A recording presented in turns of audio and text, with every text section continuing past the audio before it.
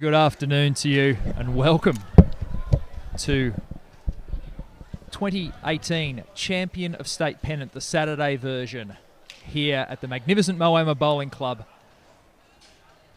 where we have got a very important Section B match coming up for you. Tight turnaround, and we have Queenscliff representing the Geelong region taking on Benalla representing the Ovens and Murray. And no mucking around, we're going to be straight into this match between Queenscliff and Benalla. This is a Section B match. And my name's Guy Hand, and I'll be taking you through Bowls Victoria's live streaming coverage. We hope you're enjoying the matches we've shown you. We've had 3 rounds so far. This is round 4. This is the last match for the day. Last of our sectionals. And in this Section B match, it will be Queenscliff taking on Benalla.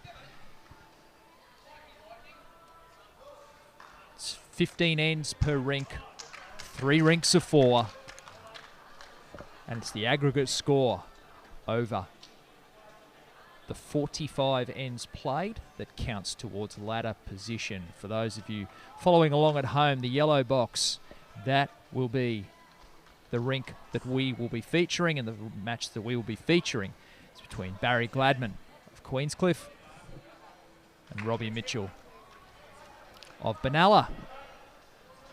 Real pleasure to welcome in my co-commentators, man who played 200 games for Victoria, former national singles champion of Australia, and the Chief Executive of Bowls Victoria, Graeme Bridge. Good to have you with us, Bridgie. Thanks, Guy. Old teammate of mine on the mat there, Dennis Arthur, Uncle Arthur, affectionately known by all the players in the era, leading here for Queenscliff. His first bowl was an absolute blinder, trailed the jack about 15 inches.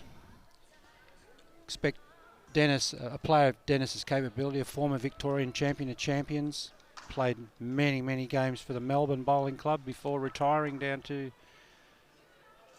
the beautiful seaside area of Queenscliff. And there's not much Dennis hasn't done in bowls, mate. And also welcome our other co-commentator, the sports administrator at this beautiful venue, the Moama Bowling Club, and one of the coaches of the Murray Steamers in the Bowls Premier League, Zane Mikin-Laurie. Good to have you with us, Zane. Yeah, thanks, Guy. Looking forward to a great contest here once again. Those who are joining us in the last game were well aware, or those that are following the scores will be well aware this section is wide open. 2 really competitive teams taking the green here. 2 teams have played a match on the surface previously, so they're all warm and ready to go, and it looks to be an enthralling match. Now, there's been a very tight turnaround for all teams here in this section, but none more so than Benalla, who literally 2 minutes before we went live finished their match over on the back green here. It was quite extraordinary. They've literally just finished their match on the opposite green, and they've come straight in here. I can tell you that Eagle Hawk beat Queenscliff in the Section B match just finished to inflict Queenscliff's first defeat of the tournament on them. And Lake's Entrance played Benalla in the other match that was going on, and that literally has finished 2 minutes ago, just before they came here. So we believe Lakes got up there. Bring you a final score from that when we have it for you. But here we'll be featuring the match between Barry Gladman from Queenscliff and Robert Mitchell from Benalla. Everybody crossing the line there, coming down into this head. John Monaghan's First bowl, cut back off a bowl, nearly finished up there for shot. Chris Cooney, third for Rob Mitchell. He's playing an aggressive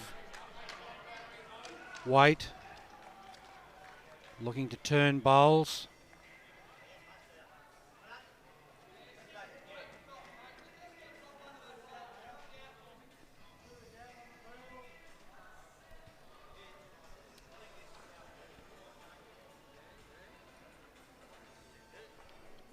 Stevie Sullivan.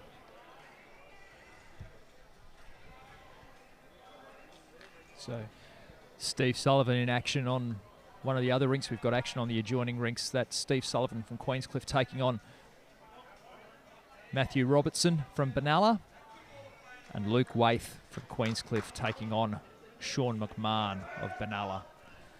But we'll be focusing mainly on this rink here, which is Barry Gladman from Queenscliff up against Rob Mitchell of Benalla. Chris Cooney changing over onto his forehand. It's got the gap. Yeah.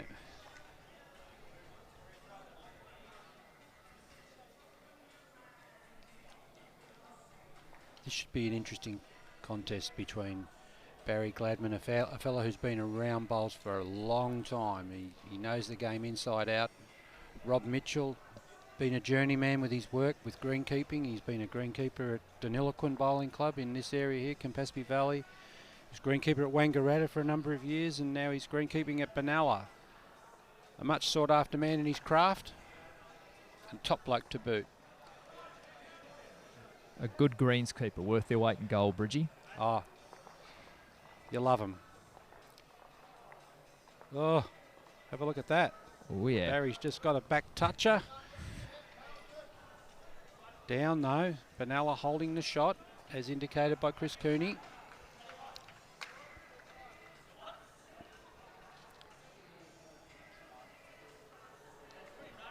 You'll always see a smile on Rob Mitchell's face. Down, up. If he sees the impossible or a fluke, you'll still have a smile. Very intense competitor. Beautiful bowler.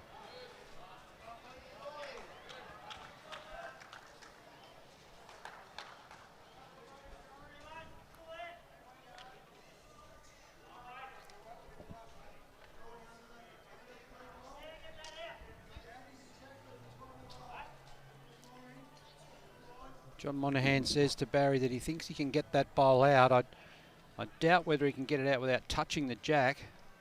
It is slightly in front of the jack. Don't think he's going to pull from there.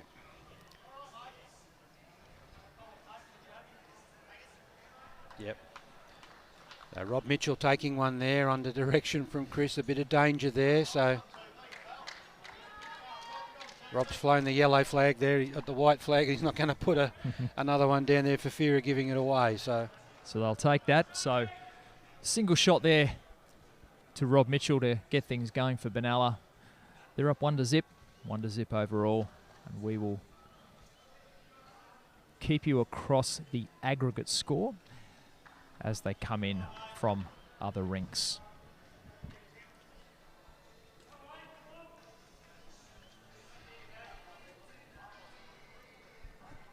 A little bit warmer than this time yesterday, Zane. Yeah, Nice. I was saying that earlier. It's also a lot stiller. Yeah. We didn't have much of a breeze yesterday. We did have a little bit, but there is absolutely not a breath today. It is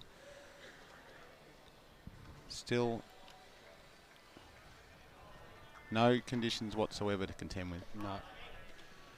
Don't know much about the lead for Benalla. Dwight Goodman.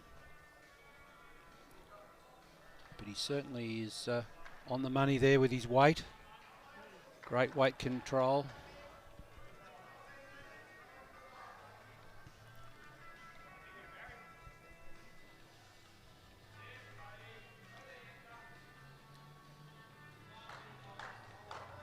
Dennis just finishing 6 feet through there.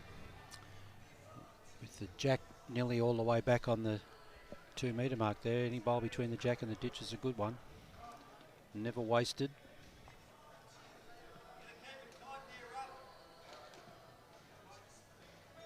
Big Dwight's got a little bit more on this one. That won't go astray there either.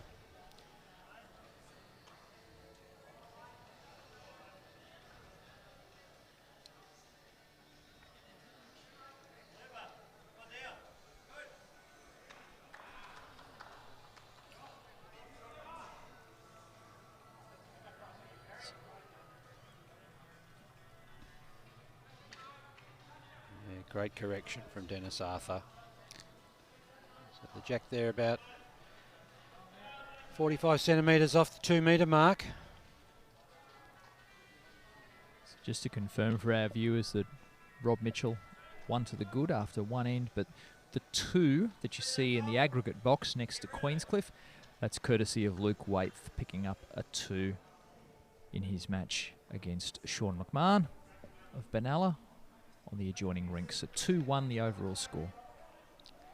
So guys, you mentioned the game pretty much back to back that Benalla had come off was the Lakes entrance match, which we just have scores come through for that official now, and that is Lakes entrance had won that encounter by 4 shots. It was for those listening in the broadcast of the last game, it was pretty tight all the way through, so that leaves Lakes entrance on top of our Section B with 6 points. And Queenscliff are fighting strong in second and the only team on 2 wins. So what that means, and I guess the situation here is for Queenscliff to, well, basically for both these teams, it's absolutely must win, because for Queenscliff it keeps them close and makes sure that Lakes don't get away from them.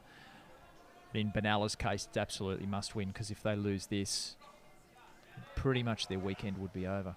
Yeah, and as we mentioned in the last game too, it's important to note that the Queenscliff and Lakes entrance are facing off in the next game tomorrow morning. So obviously that game could go either way and will tighten up the section somewhat. So certainly an important game in the context of Section B. So just Chris Cooney all over the jack here. He's moved it back. Still 1 to Queenscliff. Dennis Arthur's second bowl. We'll just bring you up to date with the results as well as that. Thanks, Zane, for bringing us up to date with that. The Lakes entrance now unbeaten in Section B, 38-34 winners over Benalla. In the other 2 Section B matches, you watched one of them here, Horsham City, 58-36 winners over Warrnambool. And Eagle Hawk, 34-31 winners to inflict Queenscliff's first defeat of the competition. The Lakes entrance Benalla match literally finished 2 minutes before this started. Okay. Extraordinary. Benalla, the scores have just been ratified by the managers, and the manager hasn't been watching the start of this match. He's literally been in ratifying the scores and the scorecard. That's how tight the turnaround was for Benalla getting onto the green here. But they went down by 4 shots to Lakes. Lakes entrance unbeaten in Section B. Chris Cooney's second bowl there. Well weighted, well directed, but just cutting the line at the finish and not landing on the shot bowl that he was looking for, or the trail of the jack, which was the other option. And whilst it was a well-weighted bowl, it didn't actually feature in the result. John Monaghan's bowl there, not really changing the head up much either. So Rob Mitchell's got a fairly clear view of this shot bowl or the jack. I think Rob would be playing just with control there to draw to the ditch. If he gets the jack behind him, gobbles it up, you'd probably see Rob sitting on this, maybe even trailing it into the ditch and laying his bowl on top of it, which would make it nearly an unbeatable lie. So nothing to fear here in reaching. But definitely nothing for being short. So this has got to reach the jack.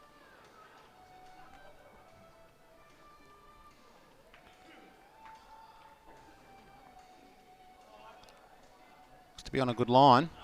He's not there. Oh, he is. Well, there you go. trick shots.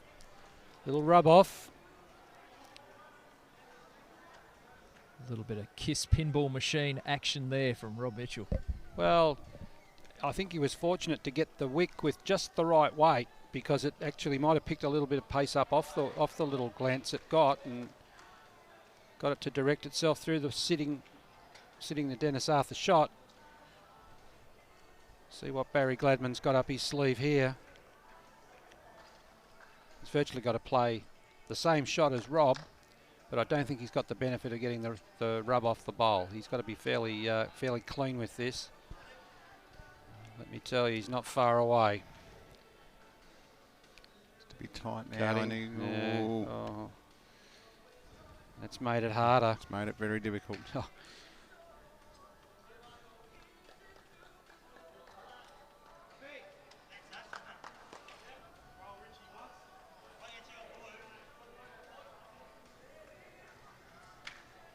I don't put it past this bloke to actually draw another shot here.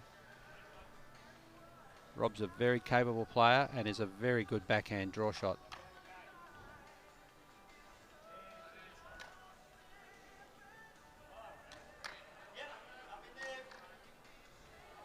It's just starting to blow a little bit of blue smoke, that one. Let's block the line off.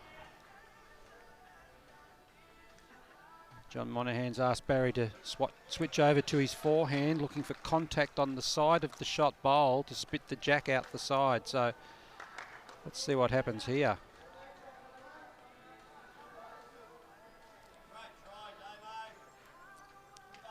A little bit of a shimmy on the bowl there as it came out of Barry's hand before it got on its running surface. It then was waiting to straighten up. Curve. There's been a touch of the bowls here.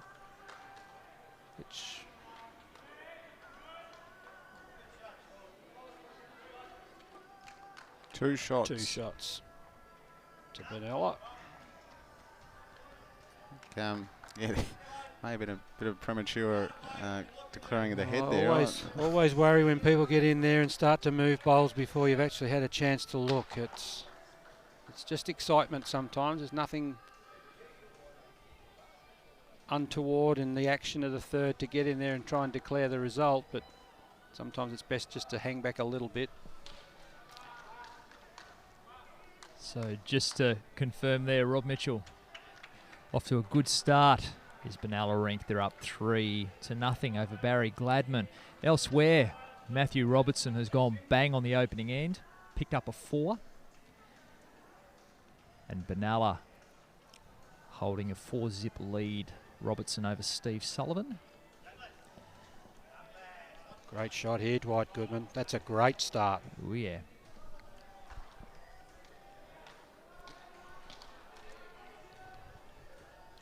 We'll just also give you an update too on Section A and how things are going there. Because Section A is looking very good for the most successful team in Saturday Champion of State Pennant history, Altona. They've had a big win in their round 3 match, 61-29. That was a lot closer than that for a lot of it. It was just in the last few ends that it got away from Traralgon, probably the last half of that match. So Altona, big winners, 61-29. But there was a draw in the match between Shepparton Golf and Kerrang, 39 apiece, and Coringal 47-36 winners over Buninyong. So that has had the effect of allowing Altona to clear out atop Section A. They're 3 from 3. And Kerrang and Shep Golf, who were both 1-1 going into that, had to share the points in a draw. So Altona have cleared out atop Section A. They're 3 from 3. And they're looking pretty good. Only our section winners go through to the grand final. They've also got a big shot difference too, Guy.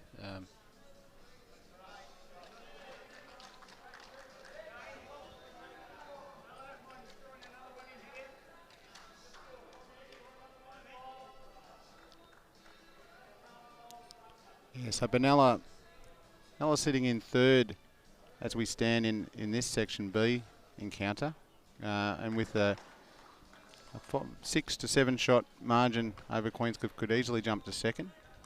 So certainly plenty to play for from Benalla's side. They're certainly still in this contest in Section B, and Lakes Entrance, pretty good shot margin from their 3 games.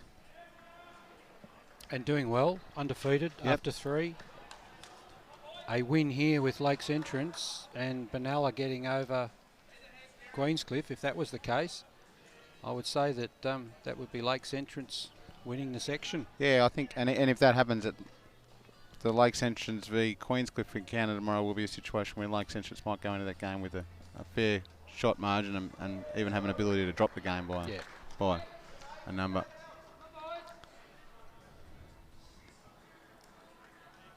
Things are heating up on our TV match. Yeah, it's been some great bowls early. This is a good head of bowls because we haven't got anything really short. We've got about 5 bowls there within 75 centimetres of the jack. The scoring zone on this carpet would be any bowl that's 30 centimetres in front to 75 centimetres behind, I would think. Giving an overall area of about a metre circle around the jack. And we've already got 6 bowls there inside that metre circle, so it's good tight bowls. Rob's seeking Chris Cooney to get down onto that shot bowl or move the jack. I think this is tight. That's very tight. That'll miss the head. That'll draw out of bounds. And in the ditch. That's a pretty ordinary bowl from Chris. He's got to get him out. John Monaghan puts it out on a good line.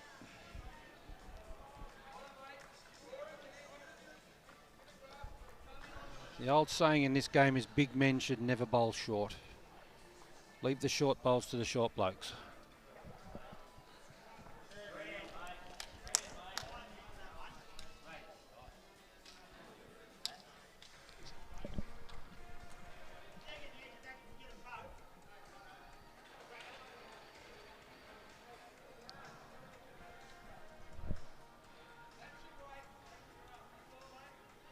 I think he's tight again.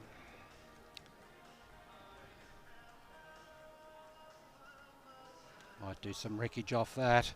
We're just saying in the last game, Graeme, that we found a lot of the weighted shots on our carpet in the early matches to be tight. Did you find that in this morning's game? I did. I think the thing is the players may have it in their mind that whilst they're not on natural grass, I know that when they play weight on the plastic type greens, they do hold their line a lot longer. The carpet does have a nap, so having a nap in the carpet means it'll actually react like grass and it will make the bowl turn. And I think they've just got to get that into their minds to take that little bit more bend. If you're going to play straight, you've got to play with weight to take the bias turn out. So if you're going to play the delicate weight or the controlled weight, you've got to actually allow and visualise that curve that your bowl's going to take, because quite obviously so far they've just been too narrow in their execution. It's all about being familiar and knowing the curve of your bowl. Yep. Under the different weights that you play. Rob Mitchell's bowl here. This looks like this will be tight as well. I think he was looking for contact on Chris Cooney's bowl to scoot Dennis Arthur's bowl out. Barry Gladman could play a really good bowl here. Trail that jack. Nearly put it in an impossible position for Rob Mitchell to get to.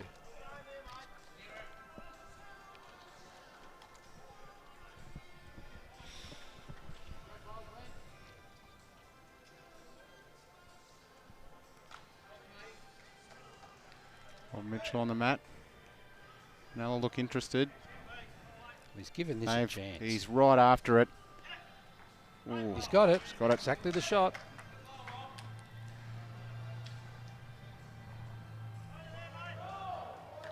The concussion shot. Knocked one bowl onto another bowl to get that bowl out. Stayed. You only get those results with the right weight. He certainly executed that well. I think Barry Gladman will come back from there. That'll be another one to Benalla. They've started well.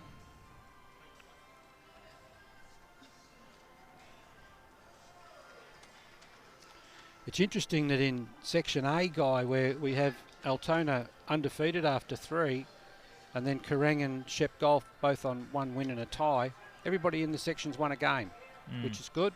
It's good for the competition, as it is in Section B, where we've got Lakes Entrance, who have really established themselves as the team to beat in Section B with their first 3 wins. Queenscliff here, they'll be determined and looking for something to happen in that Lakes Entrance game that they're playing this afternoon.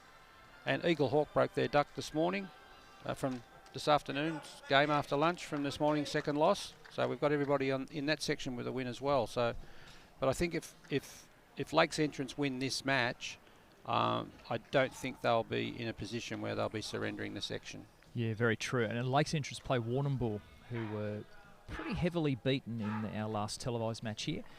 So Lakes play Warrnambool in the match that's going on, and we'll endeavour to get you some around the ground scores from that every 10 ends or so. We'll see if we can get you something from our other 5 sectional matches that are going on here, aside from what has started an absolute cracker so far. Rob Mitchell up 4-0 over Barry Gladman, but overall the picture is 8-6 to Benalla overall. It's 4 apiece in the clash between Steve Sullivan of Queenscliff and Matt Robertson of Benalla. I think for Queenscliff to put themselves in a position where they play Lakes Entrance tomorrow morning, that they've got to win this match, they've got to get their game into gear, in particular on the television rink here, where they haven't scored yet. Not through wanted trying, but through some good conversion shots from Benalla. Dennis Arthur has played 2 clinkers here. They're great shots. Excellent leading from Dennis Arthur. Yeah, in a 3-rink Pennant match, you don't want to let one rink go out early. It really, we saw in the last game that side rinks with big margins can affect the other rinks, and the body language and all those sorts of things can go on. So, yeah, as you said, Graeme, it's important that Queenscliff, in this rink in particular, just stay in this battle and don't let it get out of hand too early. You don't want to be chasing. If you're chasing, then you start to make mistakes.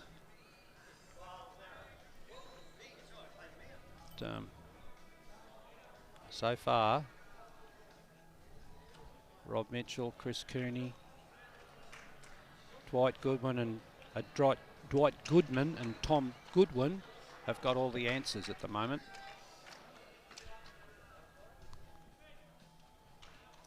Dennis Arthur holding that Queenscliff contingent together with his lead bowls.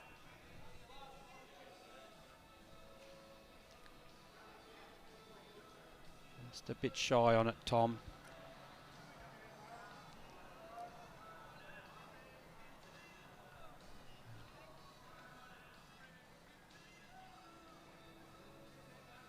Anthony Donoghue, affectionately known as Larry.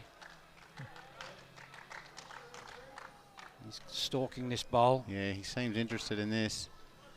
Every reason to be. He's played a ripper. Great bowl. Very good shot. There's some pressure now on Benalla. Well, I would think Zane and Guy, that Queenscliff are holding 4 shots here. They are. And Chris Cooney with a bit of work to do.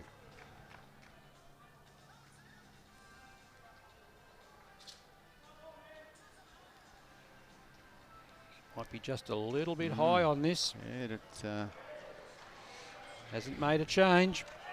big opportunity for Queenscliff here to pack some more pressure on.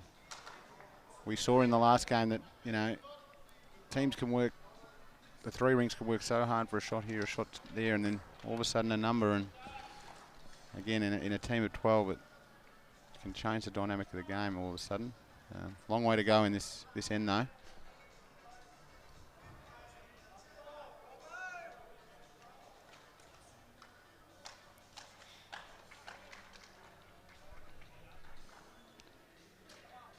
Didn't have to go anywhere near the head. He's drawn another shot. I'll be counting, yes. Yep. Okay. No target. It's already thinking 5 there. Yeah. Yeah, that looks to be 5. No real bowls within. There's no Benalla bowl within 2.5 feet of the jack. Chris Cooney here, he's got a much better bowl. Yep. He may have the absolute here. This is a great bowl. What a great shot, Chris Cooney. Wow. Wonder him. Very relieved look on the face of Rob Mitchell. I don't think he was really enjoying the contemplation of going up the other end to have to draw if he was 6 down. That's not going to have enough height on that. It's going to cut well under. Beautiful weight for the shot to plant that bowl out, but I think Rob Mitchell might shake the hand of Chris Cooney here on the way past and say, thanks, mate, you got me out of a bind there. Oh, yeah, he's crossing over with a smile, that's for sure. Yeah. Well, Chris Cooney might be in contention for Player of the Day with that. We have a prize pack for our friends at Anytime Fitness and My Sport Live, our broadcast partner, for what we consider to be the Player of the Day, and turning 5 down into 1 up from Chris Cooney might put him in the reckoning. It's not a bad one. Wasn't a bad one at all. Rob Mitchell's got to be very careful here. He doesn't want to touch Chris Cooney's bowl and touch it onto the jack. He's taken a good line. Very good line. I think he's got a good bowl here. That's a great shot. That's a great shot. We hope you're enjoying a fine display of bowls here in Bowls Victoria's live stream coverage of 2018 Champion of State Pennant. Won't come back, Barry. That's high. Lovely weight. Lovely weighted bowl for what he was looking for. It's still on for him, that shot, to play those 2 bowls through.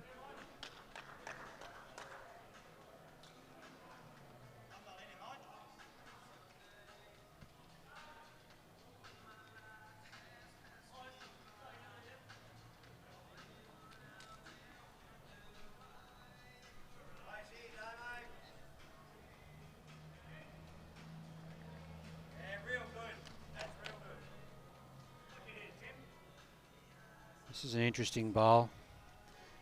Can he get onto that back blue bowl? No, he can't. Just hasn't got the strength. He's changed over here, yeah. He's changed the hand, really. If he was confident on going on that other hand again, he probably should have stuck with it. Let's see what he does with this. Barry's in a great spot here. Oh, everything but. One to Benalla. They still maintain this unbeaten run of 4 ends. 5 zip after 4. That's time for Queenscliff to get into action on this rink. Although they played a magnificent first 5 bowls on that end. They did. To hold 5 shots, and Chris Cooney, the Benalla third, came down and spoiled the party. Got a great bowl in close. And that sealed the deal. just on the other 2 rinks. Matthew Robertson up 5-4 over Steve Sullivan. And Luke Waith of Queenscliff up 3-2 over Sean McMahon. Here it's 5 zip. Rob Mitchell over Barry Gladman. And overall, it's 12-7 to Benalla over Queenscliff. Good start there. Dwight.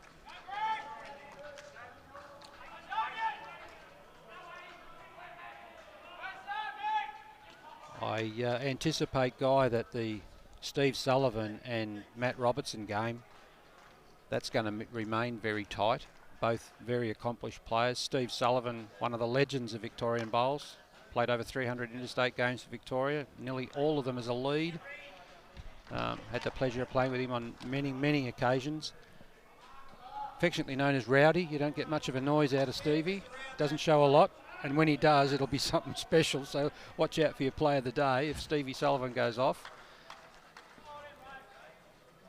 I think the match may hinge on this televised rink here, where we really need to see the Queenscliff boys get on the card. Because at the moment, that's the difference in the overall score. The 5 shots that Rob Mitchell's team are in front of Barry Gladman. Just a reminder, of course, it's the aggregate score that matters here and counts towards your ladder position. So the individual 3 rinks, they add up. The white box is the aggregate score. Dennis Arthur just dropping those 2 a couple of feet short. 2 feet out. There's the indication from Rob Mitchell. Don't want to be knocking them closer. You want to be around them.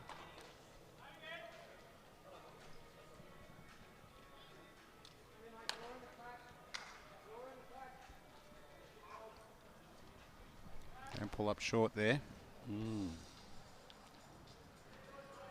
Don't think the shadow should be that much of a concern there because the jack's well out of it.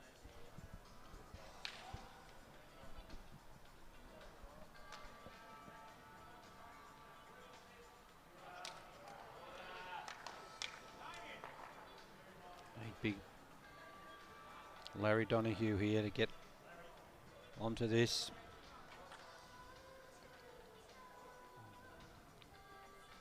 Starting to build the picket fence there. If I was Barry Gladman, I'd call the rink in on the next changeover and have a little bit of a chat to them and gee them up a bit. And say to them, now guys, it's time to put the foot on the gas.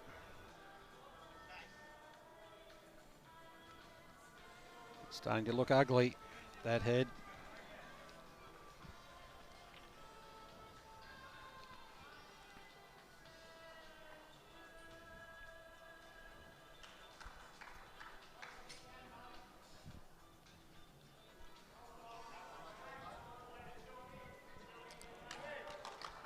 This doesn't look too bad from Anthony. Larry Donahue, good shot. Yep. Just, is he down? No, he's up. Barry Gladman's put the finger up. Great shot. Very nice shot.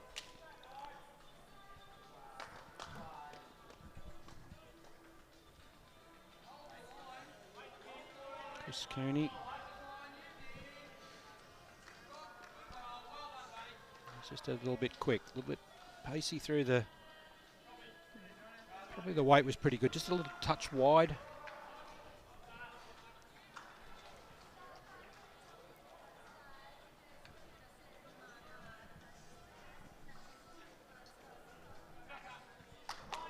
This looks good here from John well Monahan. down here, yes. Yep. That's a ripping shot. That is one of the best, that one. That's a beauty. Yeah. Great shot. That's a shorter a shot than the last one, which was sitting out there a little bit.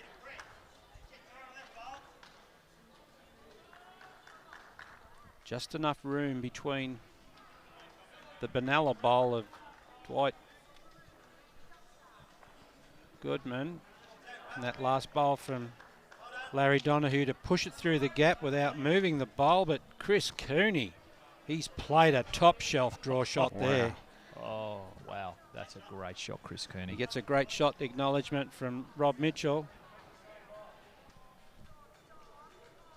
I wouldn't hesitate there at a guess to think that Chris Cooney is the shot. But the last 3 bowls have turned the head over. I don't think that one's going to get there.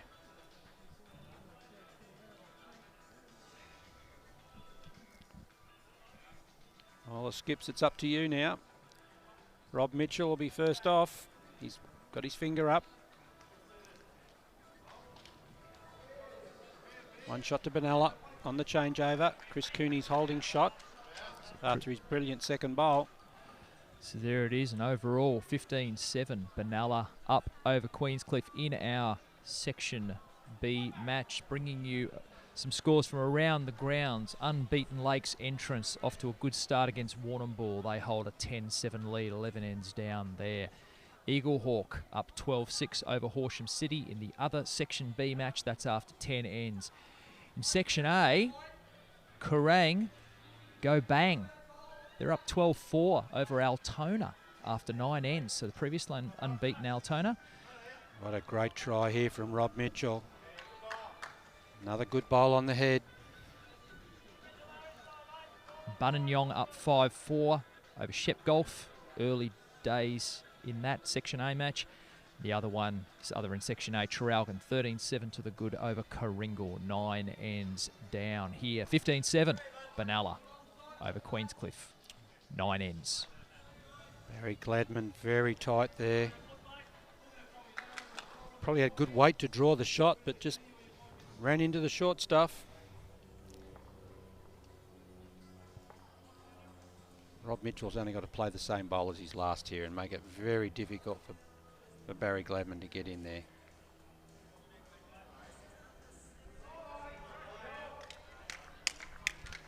Just put a little extra on. Well,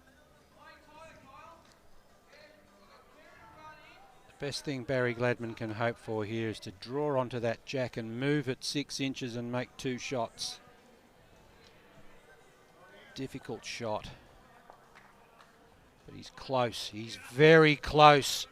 What a shot. Oh, he got one shot. Got him on the card. Well, what a great end we witnessed there. Collective sigh of relief there from all the Queenscliff boys. The duck is broken and they're on the board. And the duck's broken there, and the Ducks have flown out of the coop at the Kerrang and Altona game. Guy, the Black Ducks have thrown everything at them in the first half a dozen ends here. They have indeed. Kerrang up 12-4 over Altona after 9 ends. The Metropolitan winner, Altona, the only undefeated team in Section A, and they've cleared out a bit, but Kerrang would still see themselves as some chance to draw with Shep Golf in the last match. Didn't really help either team. But Kerrang certainly off to a fly. Early days, though, against Altona. That's 9 ends down. We play 45. We're a third of the way through this game.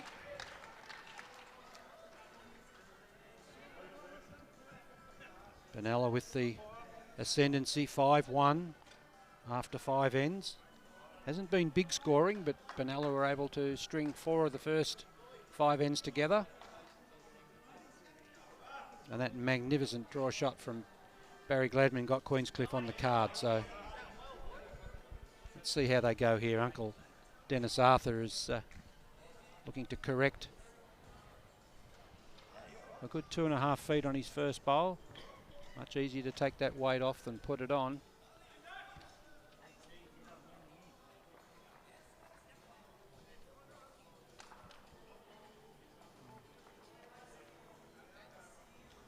Thereabouts.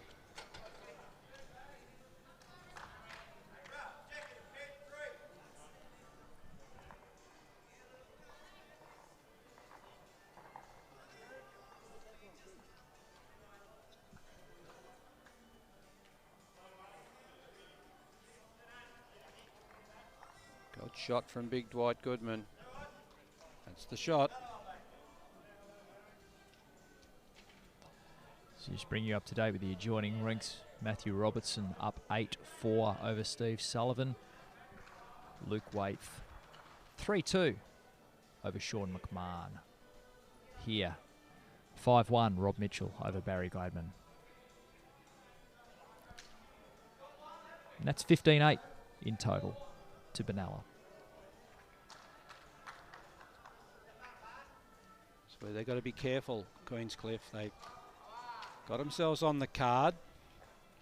Off to a reasonable start with Dennis Arthur's second bowl. But Benalla are holding shot.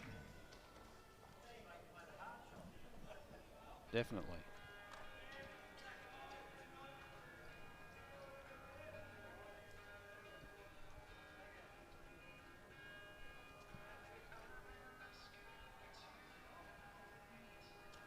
Lots of people enjoying the facilities here at Moama Bowling Club today on the Greens venue. Lots of spectators in attendance.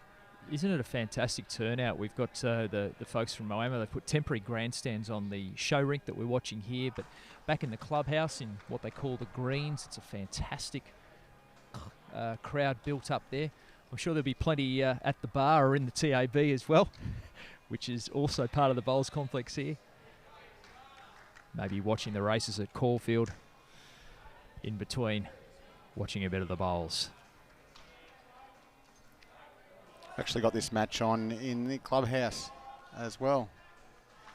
So I was wandering in, rather sit in the comforts, watch a couple of races of the footy.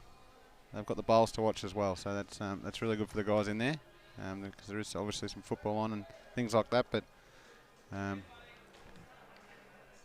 yeah, the guys in the clubhouse enjoying. Back edge of the jack there from John Monaghan hasn't helped the situation for Queenscliff. Still down. Chris Cooney with a chance here to consolidate on this one they hold. I don't think that's there.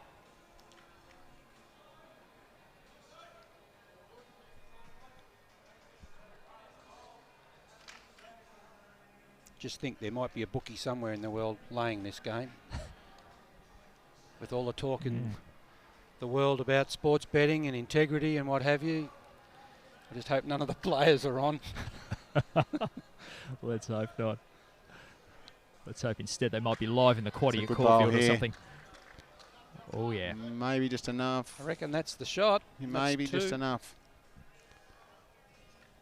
That's the one. Queenscliff boys. Close.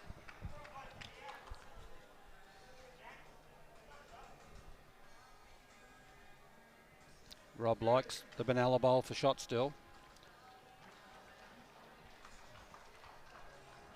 We're not going to doubt him because he's closer to the action than we are.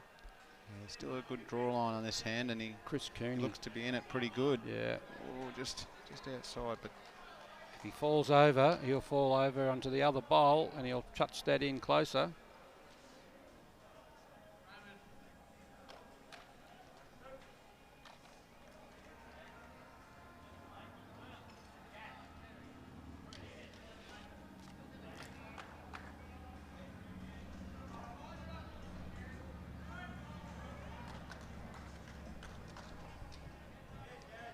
So tightening up overall across the ring, 16-13 to Benalla.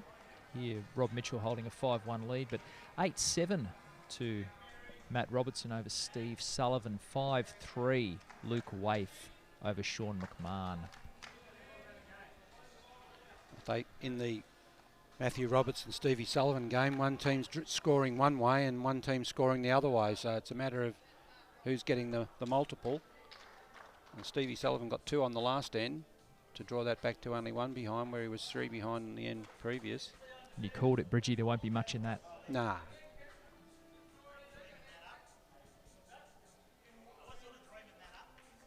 Stevie Sullivan's probably one of the most experienced players playing here this weekend from the amount of bowls that he's played over his... He's probably well up there with about 40 years in the game, Stevie.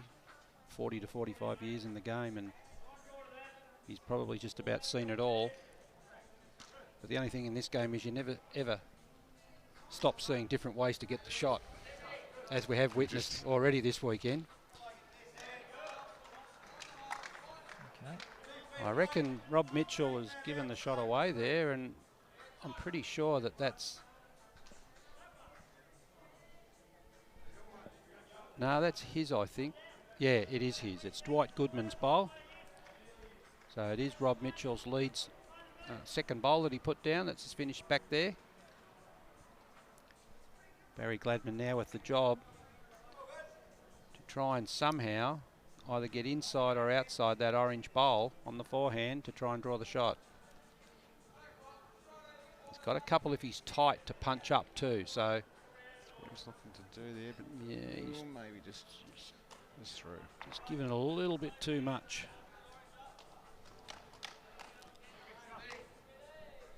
One thing I have noticed, Zane, on the carpet, when you touch a bowl on its running edge, it doesn't need much for it to take a full roll. you get 2 revolutions on that bowl of about 30 inches. You've only got to play with a foot of weight. There's no resistance.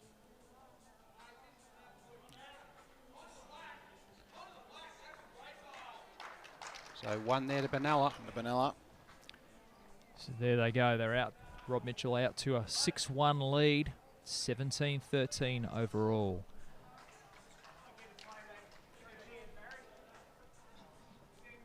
And certainly a little tighter on the other rinks than it is on this one, where Rob Mitchell holding a pretty comfortable lead.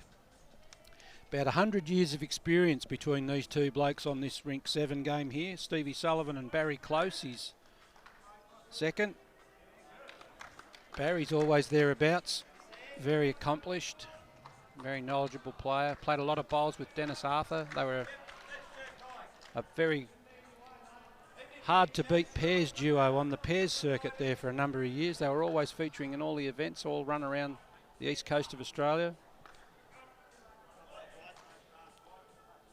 Felix and Oscar, they were affectionately known as the odd couple. But by God, they could bowl. Who was Felix and who was Oscar? I don't know. It depended on which event they were at, what day of the week it was. It could be Felix. But Uncle Arthur, have a look at. No, he's had that look on his face, that steely look of determination on his face for the 40 odd years I've known him. So really hardened competitors. In the words of his alter ego, Glenn Robbins, that's a beautiful shot there from Uncle Arthur. Uncle Arthur.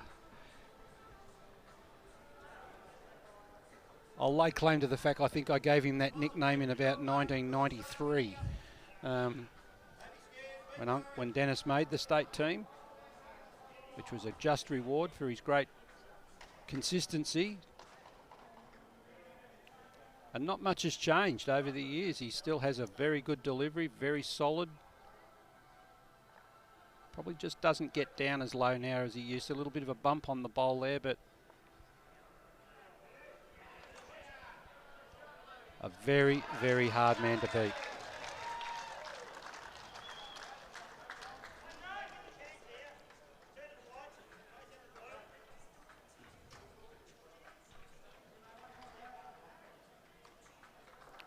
Good contingent of supporters from Queenscliff here sitting in the stand. I can spot them all over there in their red, white and blue.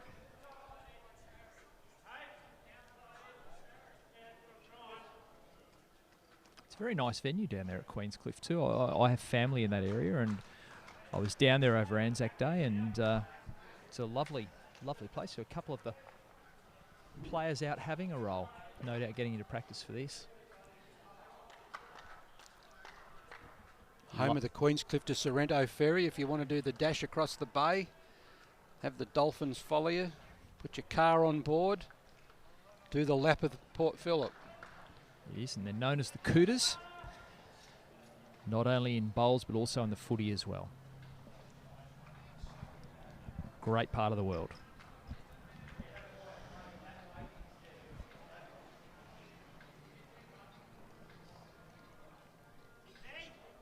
Bad from Tom here.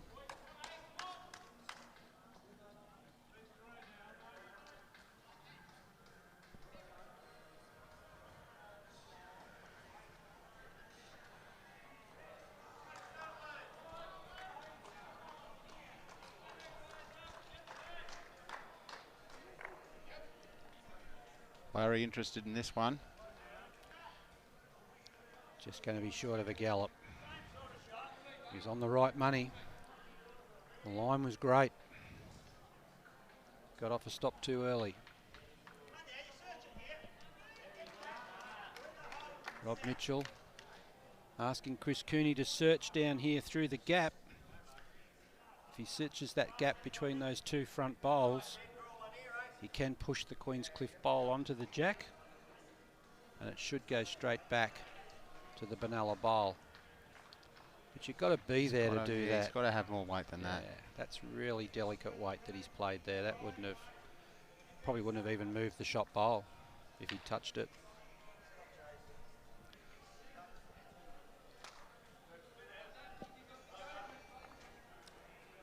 running to schedule. Matty Robertson's got a couple going back towards the road. Stevie Sullivan will get a couple going back towards the barbecue area. So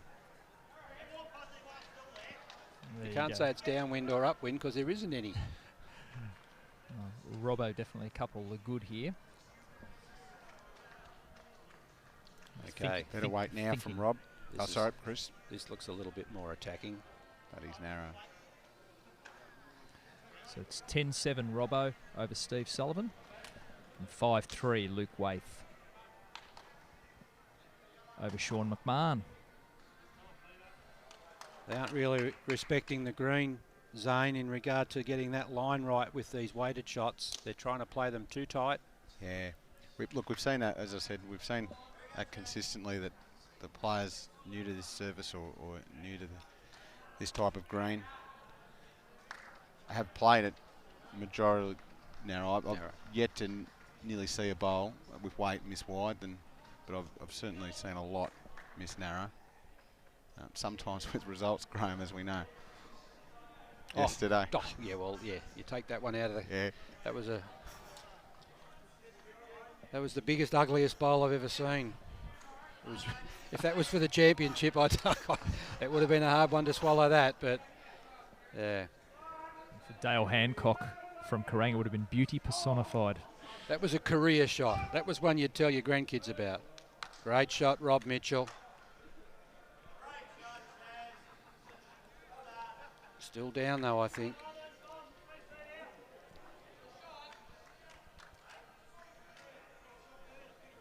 I think the Dennis Arthur bowl behind is the shot. Barry Gladman can apply a little pressure here if he can get another one on the jack. He's going to be running through. Yeah, he's a bit quick.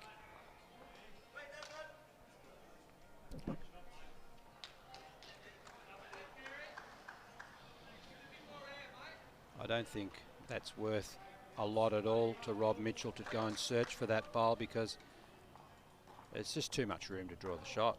He's got to try and draw one close, and it's no difficult task. It's no easy task getting the bowl. It's very hard to. He's got the score on the board. He's 6-1 in front. He's one down on the head.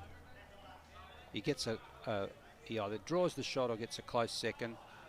And he has been drawing very well. Yeah, and then that forces Barry to try and get another shot. You never know, he might be tight, turn a bowl in. Play smart. No use to make it. No, it's no use making it easier for your opponent if you still got one to come. And Rob's capable of drawing this.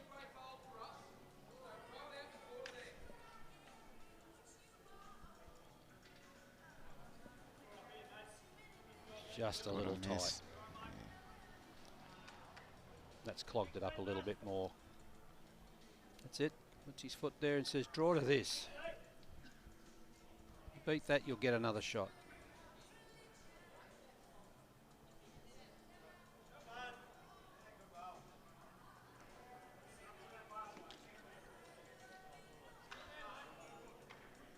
Just tight. There is a gap. He's got it. Oh, yeah. But what's he done?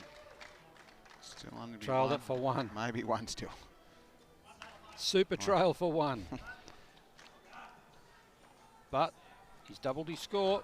So Barry Gladman trailing 6-2.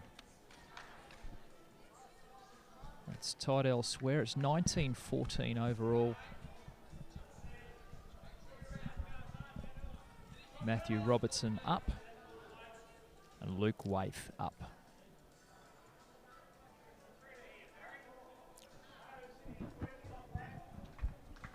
What do you reckon, Zane? Moama Bowling Club bowls Victoria Barefoot Challenge tonight.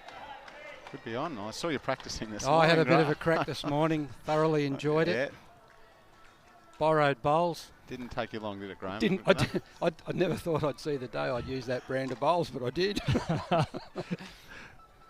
Having been a Drake's Pride man for a number of years and using those ones I used this morning, they were entirely different. Fella said, don't take too much grass. Oh, I didn't. You thinking you're making a comeback, Graham Bridge? Well, yeah, maybe. The boys were both out having a roll this morning, both Zane and Bridgie, having a bit of a roll on the show rink, just to get it ready for the players. Just to get an understanding of what it does too, like to commentate on it. And personally, I don't think it's that hard. I think it's fairly kind. It's all about the right line and length combination. If you get the two together, you'll usually get pretty good results. It's concentration too. You've just got to... Sometimes when you play on the natural grass green, you can go over a spot on the green if you can see a spot on the green. But the thing is, there's no spots on this. It's just it's perfect carpet. So you've just got to visualise that curve and paint that memory curve in your mind and just deliver, and execute. You have to have a consistent delivery too. You do have to have a good delivery, yeah. Look, delivery's not everything. A lot of people say that it's the only thing, but it's what you do, and you do consistently. That's the key to bowls. Some of the worst deliveries have been some of the greatest players. I can remember Richard Corsie, the Scotsman, used to run off the mat as he delivered his bowl. Willie Wood was the same. Very, very strange deliveries to our orthodox way we play down here in the southern hemisphere, but by God, when they can get them close to the jack, that's all that matters.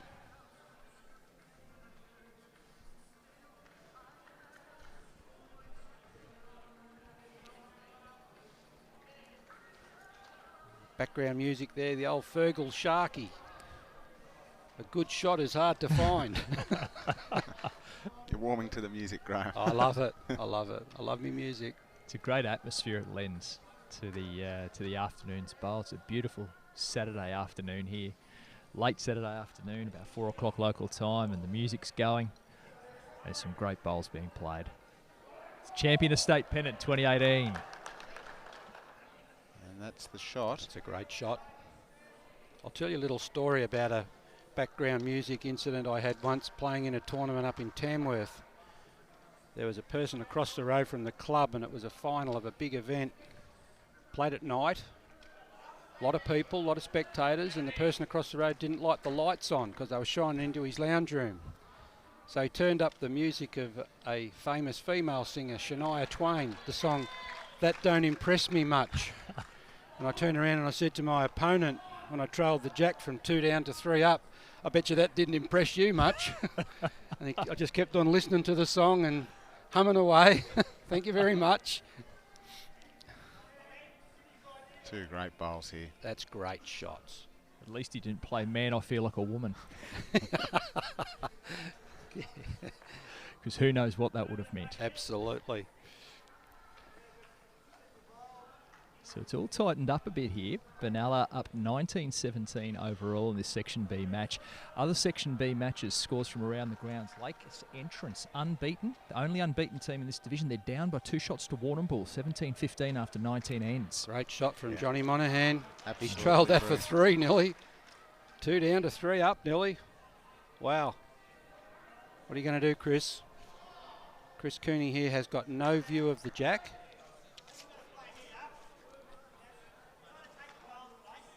It's a good call. Just sit there to take the place of the bowl.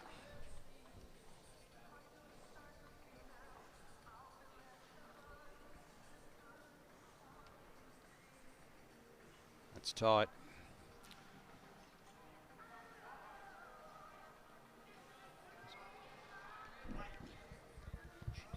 Pushes his bowl across the line a little bit, Chris. He's got to get that hand going out towards where he wants his bowl to come in from.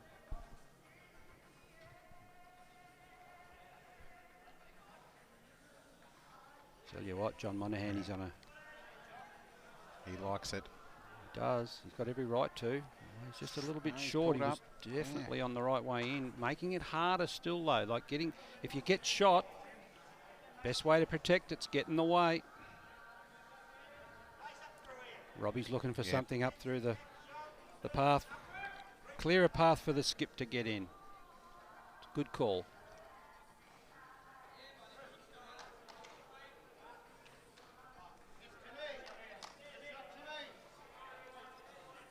Well, he's not far away. He's got a chance. He's got a great bowl here. Oh, didn't get what he wanted. Got the edge of the bowl, ran off. Could say he was robbed there. Very unfortunate.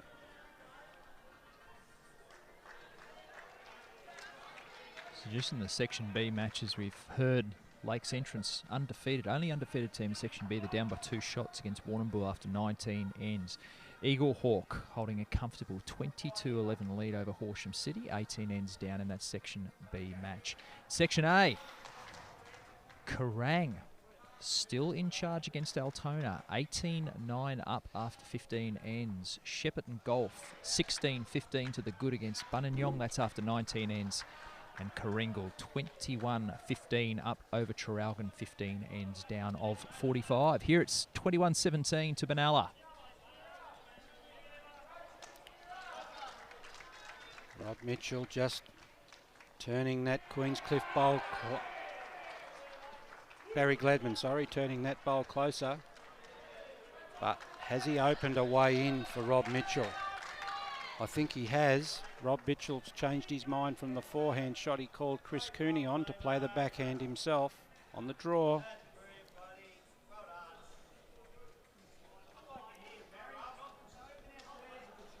Pretty close. Bingo. What a great bowl. That's a great shot. Yep.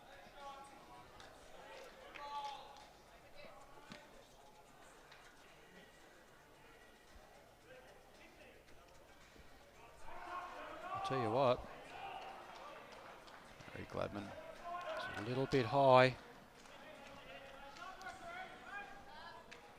Rob Mitchell just takes the weight off on this one and just tries to fade inside that bowl on the way in and draw to his own shot to get 2.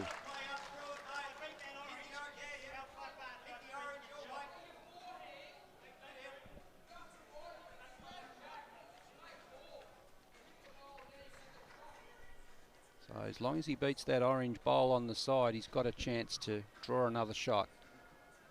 Got about 20 inches in which to draw one. But after his first, which was a real cracker of a shot, sit and stay.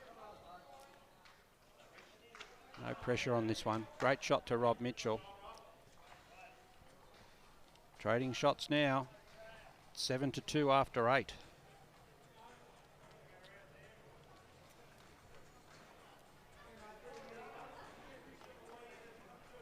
So just bring you up to speed, just around the grounds one more time.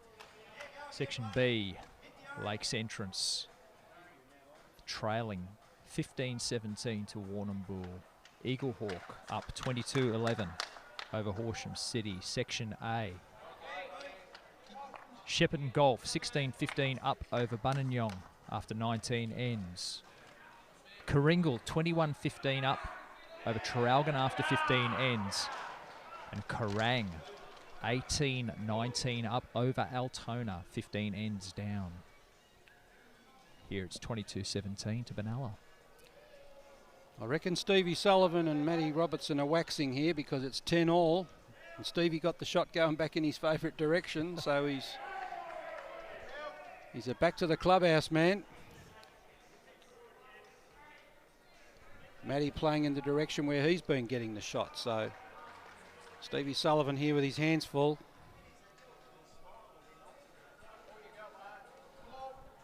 So it should be pointed out the difference is in this rink because right now the other two are deadlocked. 10 apiece. Robertson, Sullivan, 5 apiece. Waith and McMahon.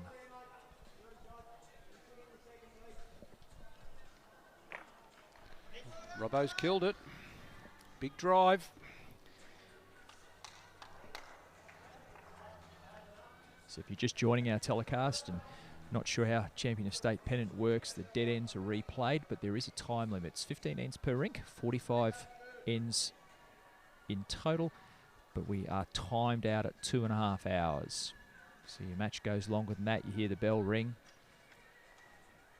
and you've got till the end of that end to finish.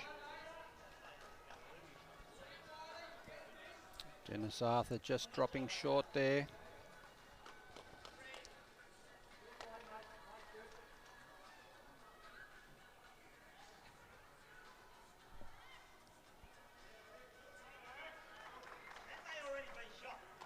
On the outdoor grass greens, the Tiff Dwarf will usually go off a little bit after 4 o'clock on a cooler day. On the undercover green, I would anticipate Zane, and you can correct me if I'm wrong, but I would think that as the day gets on, the green actually gets a little bit better, a little bit quicker as it gets a bit cooler. Yeah, it certainly did that at our old open synthetic greens. It certainly does it a lot less under the cover, and being a new green, it does make a great deal of difference that we've found yet. And sometimes the mornings actually, with the dew and being a cold night, the mornings can actually be the quicker one. Yeah. This time of day and with the conditions at the moment, it doesn't change a lot. But yeah, certainly the grass, you know, in the next sort of hour or so, will.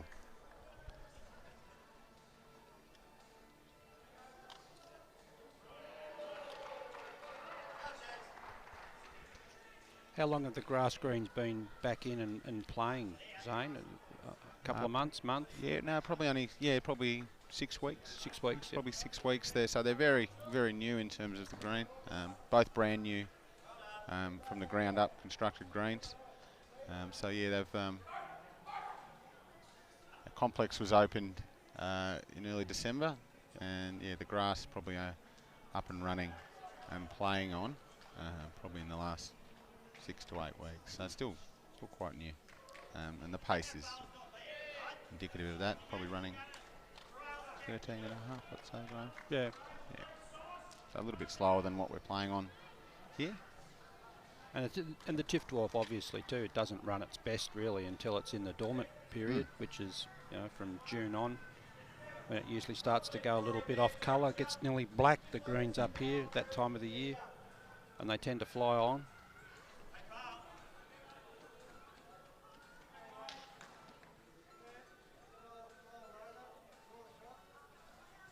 I can remember playing social bowls here on a Saturday afternoon in June and July and wearing the long sleeve fleecy jacket. And the Stones Green ginger wine on the top shelf in the President's Lounge used to get an absolute belting to try and keep you warm on the inside, because on the outside you were frozen. I look out that window sometimes, and in the June and July and social bowls, and I question a few. You wouldn't find me out there, Graeme, in July. I tell you what, there were some blokes that used to do it desperate to win a chicken. Oh yeah. Hard frozen.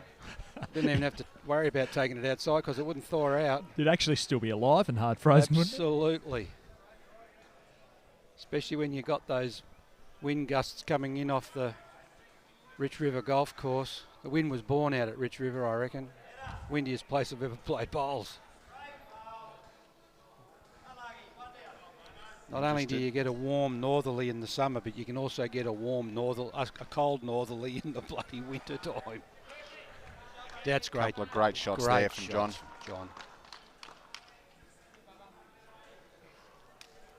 He's put together a few good ends, the last 3 or 4 ends. He's really putting the pressure on. And to be fair, Rob's replied a couple of times and played some crackers himself. So played a magnificent, really good battle going on. Magnificent bowl coming up in the opposite direction before, where he sat John Monaghan's bowl off the jack and stayed perfectly for one.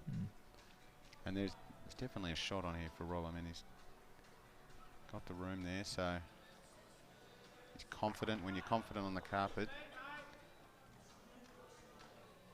needs to get inside that. Just turn that in for another shot. Won't be happy. And in the way. You're talking about cold places to play bowls up here, Zane. Go up to Deniliquin and play at the Pairs in August. Have done. I can remember playing up there one morning. It was 1 degree. And we walked on the green. You could hear the frost crackling under you, the ice crackling under your feet on the green. And I forgot my jacket. Oh, wow. More stones.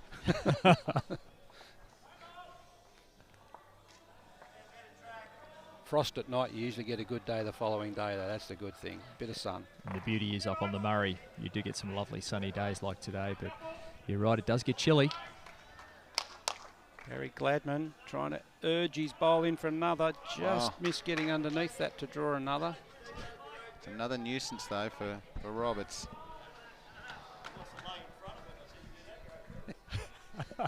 Robbo and Steve Sullivan seem to be having some Great banter there. Robbo's holding one or two there, and he says, going to ask his third to lie down in front of the head so Stevie Sullivan can't get at it.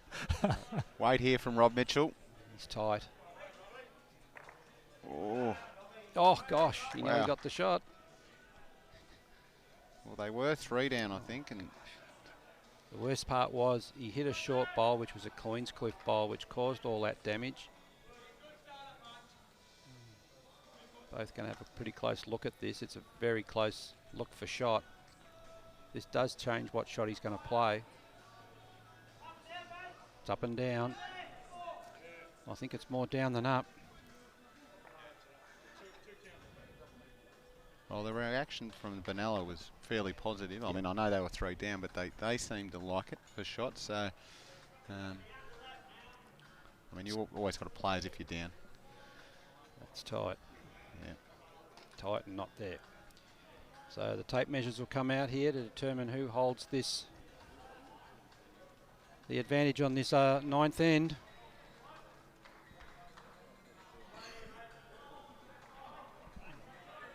Benalla's got the mat.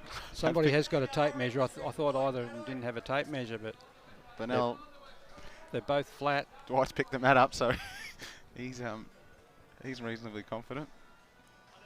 Yep. And he's giving it back now, so yes, no wonder Queenscliff. So it's Queenscliff's shot.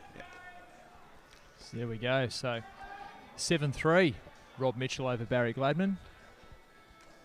22-18 overall. It's we deadlocked on the other 2 rinks. Still. That's about to change. Got a bit of Steve Sullivan picking up shot there. That's interesting in that other game in this section with Gippsland, with Lakes Entrance now just trailing by a couple to Warrnambool. If Warrnambool can get that result, it will open the section wide. In particular, Benalla, if they can win, they'll only be a game behind, and if Queenscliff can snare it, they'll be level. So that then comes down to tomorrow's game. Correct. We've spoken a bit about this section already, and we spoke about it at length in the last match. But how open this one is, and you're right, Bridgie, that could really change up if Lakes go down. You mentioned it in Robbo's rink, Graeme, but we've started to got a bit of a situation where Benalla actually won for the last 6 ends. Benalla winning going this way, and Queenscliff winning going the other way. So let's see if that can change this end. But certainly each team favouring a direction, and it's been single shots each time. So it's been an arm wrestle. There's been no multiples. That's right. One shot. And both skips at times have faced some multiples too. Like Rob Mitchell was 3 or 4 down on one end and got it to a shot. Barry Gladman cut it down on one end, and that's what you expect them to do.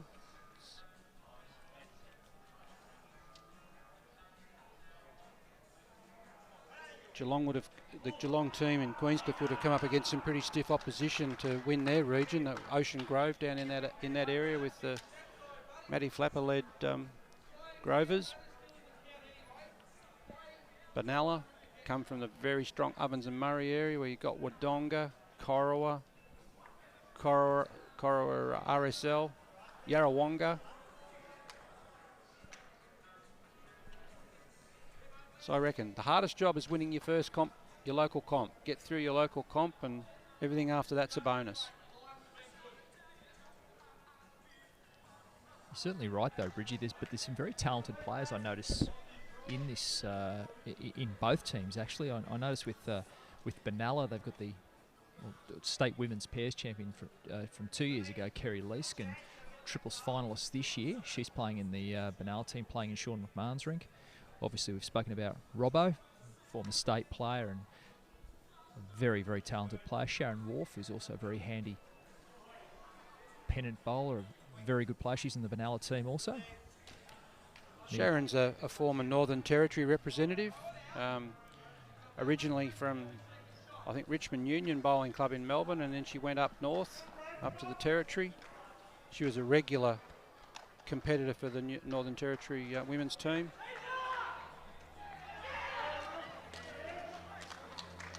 And you've mentioned also in Queenscliff a couple of former state players in the lineup there, in Sullivan and Arthur. Barry Close, very experienced player. And yeah, Barry's been a state rep at over 60s. He's also been, as I said, he's been a prolific winner of many open pairs tournaments around Australia, virtually. You also notice Richie McGovern in the wheelchair there. Richie, a fine player as well, part of the men's region sides team, I believe, from Geelong region as well. So he's a very handy player. Went very deep in the Vic Open in the pairs. So really talented players. Both boast very strong lineups. Well, with Dennis Arthur on the jack here, Johnny Monaghan only has to get out there on that forehand side for him. Lob inside that bowl. That's another Queenscliff bowl in. Larry Donohue's bowl got pushed in then. Chris Cooney, what have you got in your bag of tricks here, mate?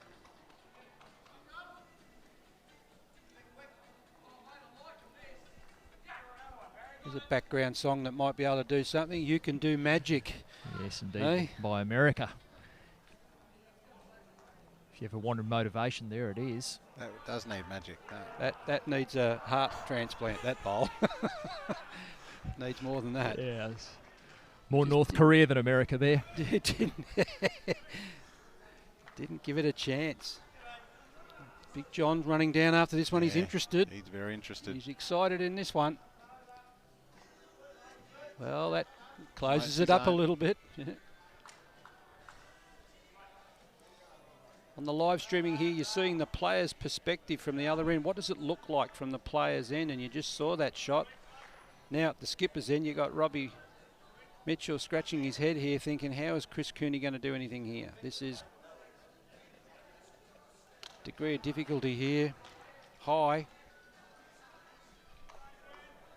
Has he got it out? Searching. He's tight again. But he's got the bowl onto the jack. Has it gone far enough? It's definitely Dennis's bowl still there for shot. It's perhaps still two.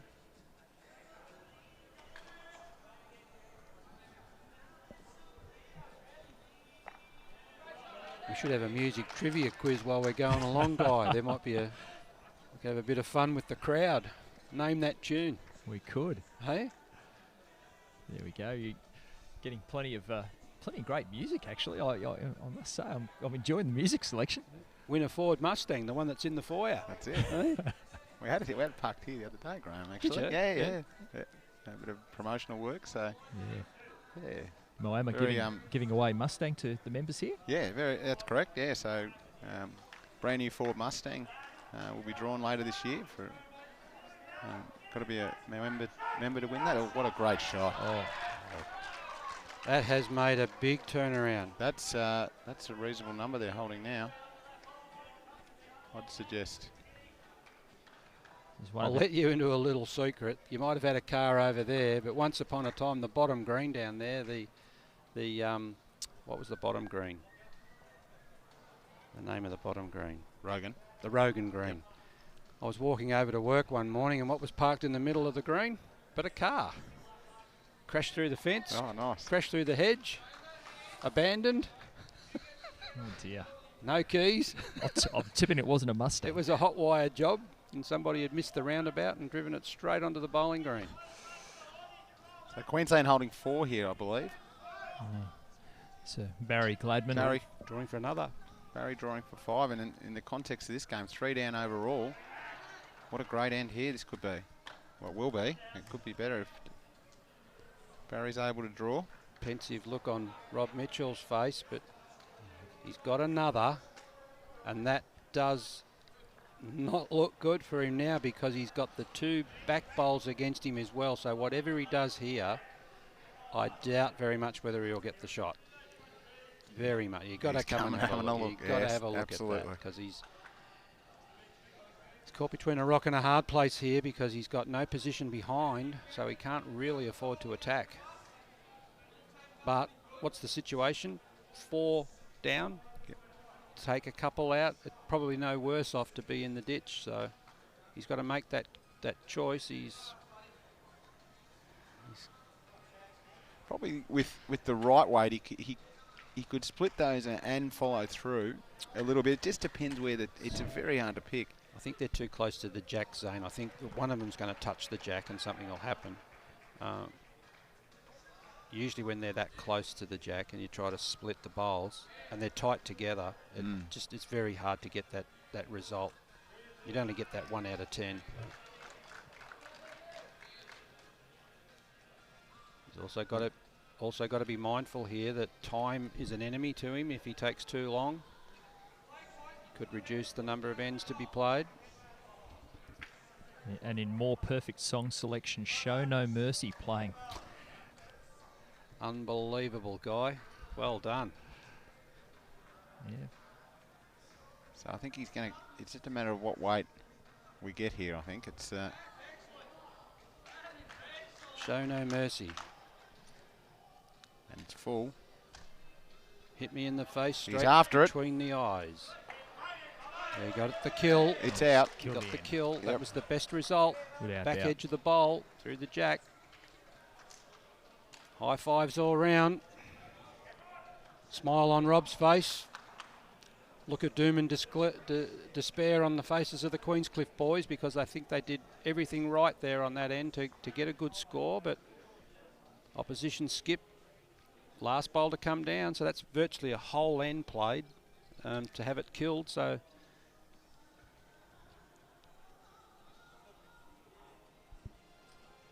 So a reminder here that we're time limit out after 2.5 hours. Might be a interesting thing to mention at this time.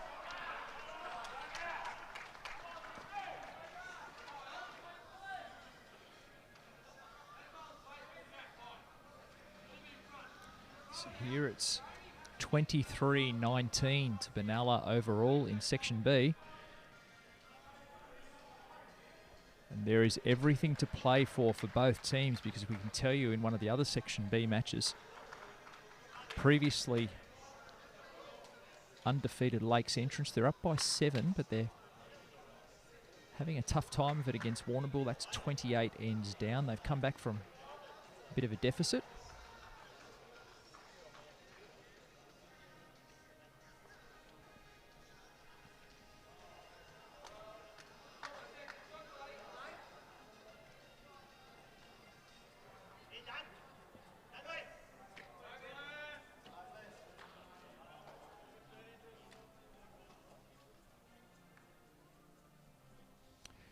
In the other Section B match, Eagle Hawk up 32-21 over Horsham City.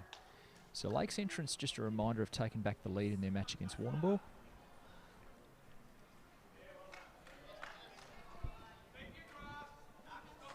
And in Section A, Bridgie Kerrang still holding a 7-shot lead over Altona, yes, 27 ends down. Going on behind us, there's a lot of big yelps and yahoos when people are drawing numbers and getting shots, but yes, Kerrang, the Black Ducks, they're showing their highly fancied opponent from Metro West in Altona.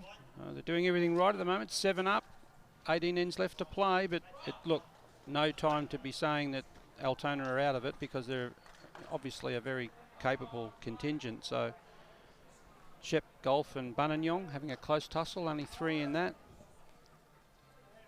Shows you that draw for Kerrang may hurt them, I think. Well, in effect, in that position, a draw is nearly a loss. Yeah. And it's hard to get that. Yeah. Basically, for Altona, they'd have been laughing because 2nd and 3rd, Kerrang and Shep Golf drawing. That's no winners there, literally and figuratively. If Kerrang do win it, and that puts them to 5 with Altona 6, then they'd be looking at what happens tomorrow, and that I'll have a look and let you know, but I think it's Bunanyong from memory that Altona play tomorrow. It is. Yep. And Bunanyong will definitely want to go out with a bang, so who knows? You can't take anybody here for granted because everybody's won their region. And in particular, with the Altona guys winning the whole metropolitan area, like that's a hard task in itself. So, yeah, we were saying earlier, Graeme, that the sides that perhaps mathematically out of it come round 4 and 5, they're the ones sometimes to be wary of because they make a couple of changes. No fear to play with. They'll play the shots. Definitely. So, yeah, they're always the game that can turn up an upset. Or and you're playing for pride too. You know, you think that you're out of it, but you're going to make it difficult and uncomfortable for the ones that are going to win the section or trying to win the section. So you tend to play in that regard a little bit more relaxed too. And if you're a little bit, less tense about worrying about every shot, probably play a little bit better. You can see now that the bowls are leaving lines on the green in the sunlight. You can see those track lines of the bowls going down.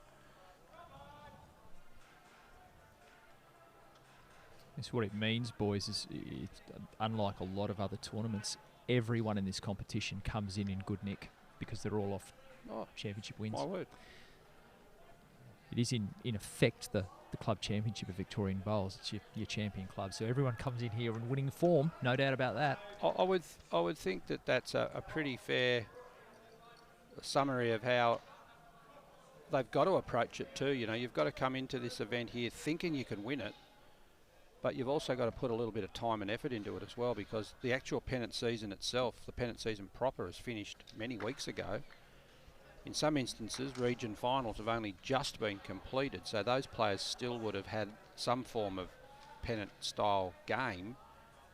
There's a lot of others, though, that wouldn't have had much of a bowl at this level since before Easter. So, Easter was a good 4 weeks ago.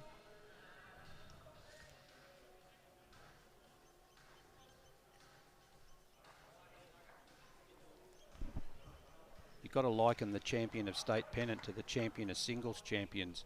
The champion of singles champions means that you've had to have won your club championship, which could have started in October, and then you've got to carry that right through until April at Bendigo to try and win the champion of champions. That is a huge effort to keep your form in tow that long. And it's the same thing with the pennant, because the pennant's starting in most instances October. Murray Mallee, up in that region, Bowl Sunrays, you start their pennant in around about August, because they finish all their pennant before the real hot part of the year, which is January, February. Over in the Wimmera, they have a bit of a break for harvest when they're busy stripping wheat and what have you. Some players are very slow out of the blocks at the start of the season, like they're rusty. They might have had a break over winter. They might not have even had a bowl in their hand over winter, and they come back into the game rusty, slow to start. Then they're hitting their straps after Christmas.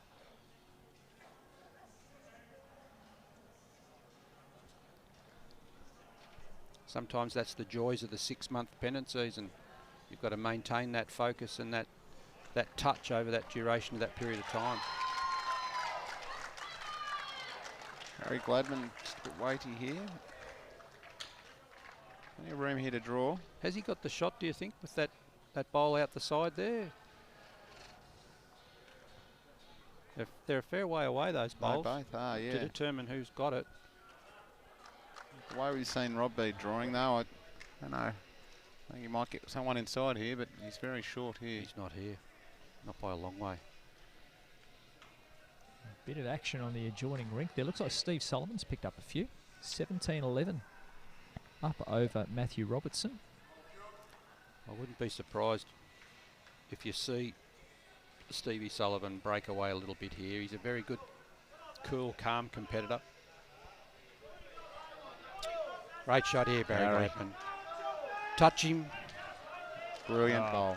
That's a great shot. Beauty. It's the one. One of our Facebook commentators says if Barry Gladman was any cooler, he'd fall over. Laid back and cooler, he'd fall over. And what a great shot that was. Very unflappable man. No fuss about him. He didn't run up the green. He's like me. He's probably too old. Don't use your energy. Let the young blokes do that. Yeah, that's the second shot. So it's 1 to Queenscliff. 1 to Queenscliff. They're doing it the hard way. So 7-4, Rob Mitchell over Barry Gladman. And 29-23 overall. The overall picture, Queenscliff winning. Luke Waith up in his match against Sean McMahon. 8-5. Steve Sullivan, as we've discussed, 17-11 up over Matthew Robertson. Here at 7-4, Rob Mitchell over Barry Gladman. Queenscliff ending the pattern of Benalla winning the last 3 ends, going in that direction. So, and that also gives consecutive ends to Queenscliff, which is the first time we've had that sort of 2 in a row for quite some time. So a bit of momentum for Queenscliff in this rink. Look, they've held the numbers the last few ends, I've got to say. They've got them around it. Rob Mitchell's had to play some saving shots. If they keep that work rate up, and Dennis Arthur's just dropped his first one right on the jack there. You keep the pressure on, eventually your opponent may fall to the weight of numbers.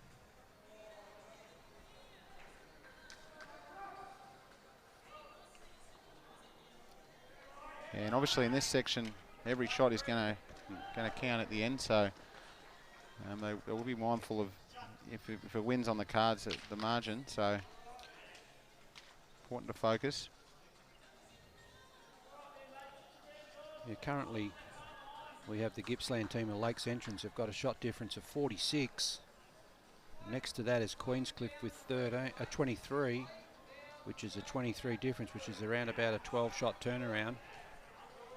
And then Benalla on 10, so yeah, every shot will count. Any of those in the minus area at the moment will probably find it hard to make the difference, because that's virtually a whole game they would have to make up. But these 3 that are in the positive area, there's 36 shots in difference covering those top 3 teams. So I think we could see Queensland run away here and get something along the lines of a 12 or 15 shot win. If the way they've been playing, as you said, the rink, Matthew Robinson and Stevie Sullivan. Stephen Sullivan's playing it. That was quite tight, and I think Stevie Sullivan's got at least 6 of the last 7 shots. So there's a bit of momentum going on in that rink. So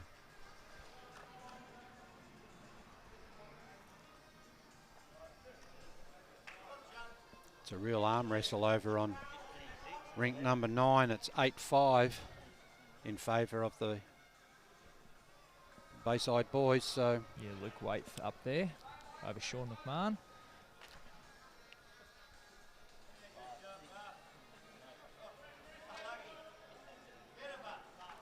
the borough of Queenscliff. I don't think they like being referred to as part of Geelong. It's the borough of Queenscliff. It's a very distinctive description of where they are. It is part of the Bellarine Peninsula, but it is very much the borough of Queenscliff.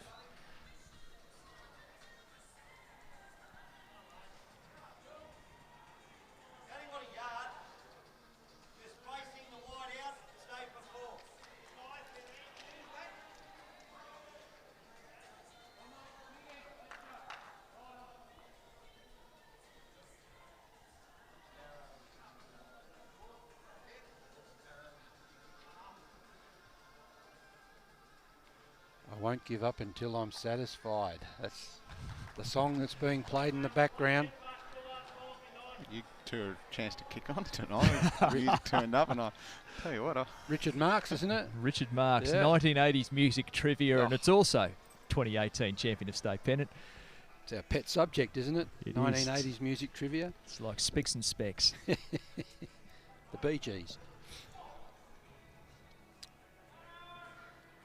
Guy had the pleasure of a trip up to Moama once with me in the car, Zane. He quite liked my music catalogue in the car. It was 3.5 hours of absolutely quality music from the boss. It was superb work. We had everything from the Eagles to Springsteen and back again. It was fantastic.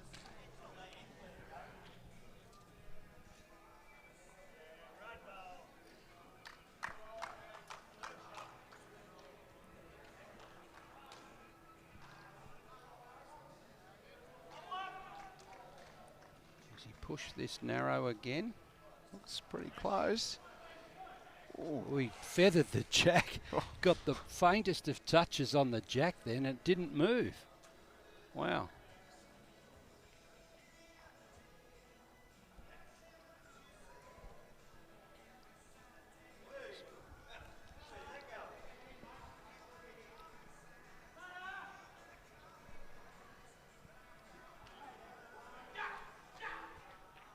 Oh, great shot.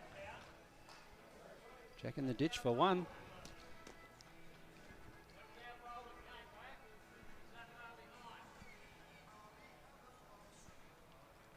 John Monaghan. Very interested in this bowl, he is.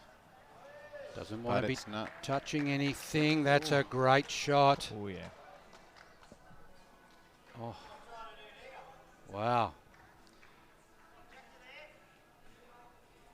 It's a case of here, one side's got all their bowls on one side of the jack and one team's got theirs on the other. So, little trail of the jack here. Certainly Could a be, shot on. yeah.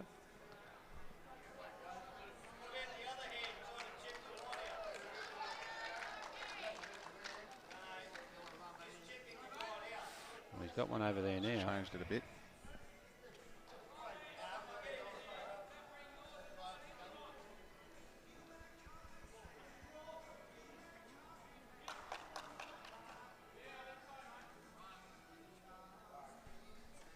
Every Saturday is Father's Day. Especially when they get out and play Pennant, eh? Absolutely. Big drive. Oh. Big shot for one. Yeah, Sean McMahon very happy with himself on the adjoining rink there, and he's... Is it one?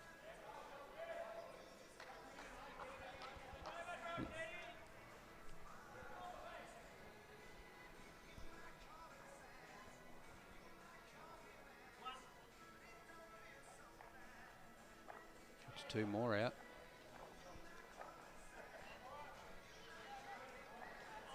They'll need a hell of a long measure to measure this. That is what? 10 metres. 10 metres, yeah. 10 metres away. 30 feet. I don't think the tape will go that far, will it? Need a bullock chain to measure that.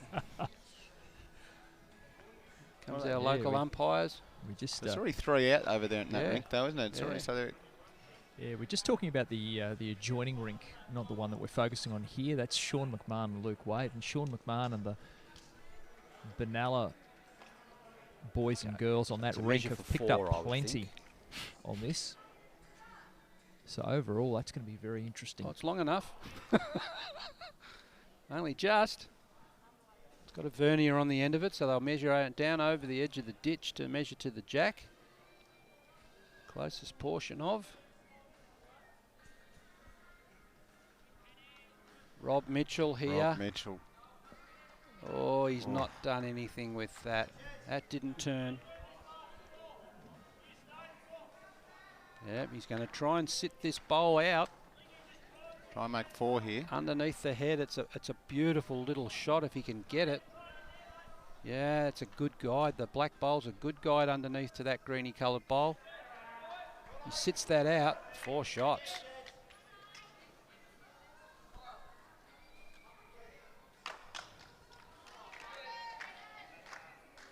He's just high. He's only up probably a little bit quick, if anything. I haven't seen him measure that long for a long time.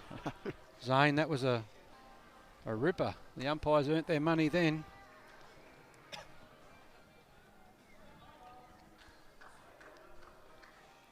There's a bit of debate going on here with Rob and Chris over what shot to play. Rob likes the backhand. He likes the idea of trying to either sit through the blue bowl to touch the jack or get the back edge of the other bowl and turn it through. But he may choose to play his forehand again, but it's the harder shot. I'd be playing the other hand. I'd be playing the backhand where you've got a few options. Let's see what he does. I think I've read his mind.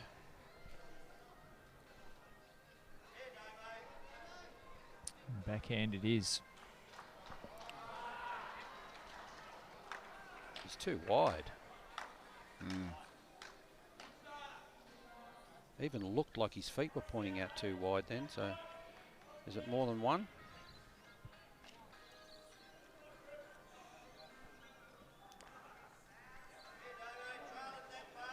I just don't like getting down to measure these blokes, I don't think. Late in the day. Yeah, Rob would be a bit peeved with himself with that last shot. He didn't really put it on the line where it was going to do any damage. 2. It's 2 to Queenscliff. They're right back in this now. So they've closed the gap. First multiple since the second end. So it's brought them right back in. 3 ends in a row. Got some momentum. So they're up 7 to 6. Another shot for Queenscliff from Steve Sullivan's rink. They're up 18-11 over there. Now we'll just try and make some sense of what happened on Luke Waite and Sean McMahon's rink.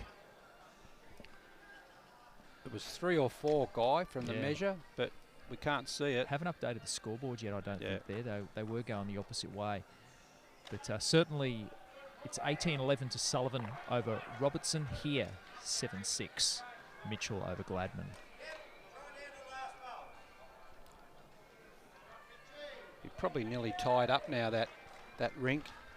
I think it is. And this one only being 1 the difference, and Stevie Sullivan having a little bit of a lead. Queenscliff have consolidated, and Dennis Arthur has just put a ripper down there as his first lead bowl. Yeah, since they've had the mat the last few ends, Dennis has been right on it with his first and put the pressure on. Been really good leading from Dennis.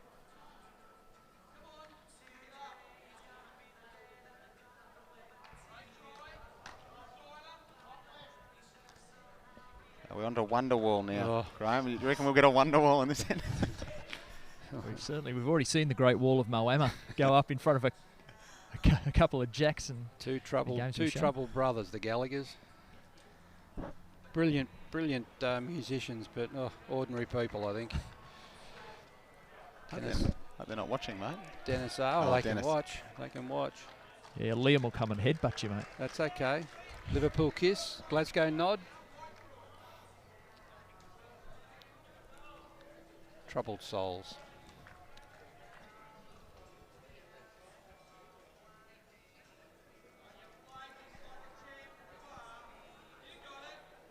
In bowls clubs, you'd call the selection wall the wonder wall, wouldn't you? I used to call it the wailing wall, but I call it a few things. The wall of death. Skipper's revenge. That's Pennant, folks. No matter what level you play at. That's where the pen is mightier than the sword. Big cheerio to all our selectors out there. Wonder how many are re-nominating for next year.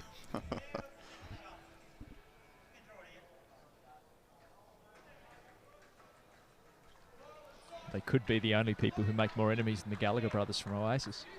Mate, if you ever want to decrease the amount of people that send you Christmas cards, become a selector.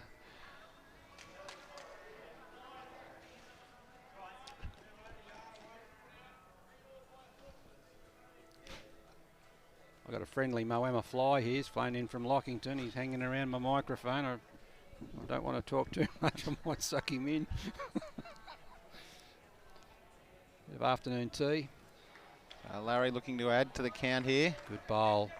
Great shot. Very good shot. That's really covered that up now. That's a top class bowl. Yeah.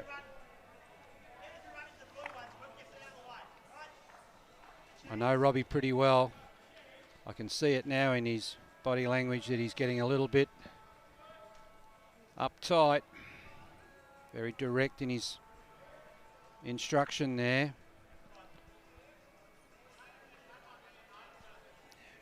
He wants a bowl.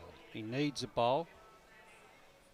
Chris Cooney's the man that's going to have to give it to him, because I've got every confidence here that John Monaghan may be able to draw another shot, apply a lot more pressure.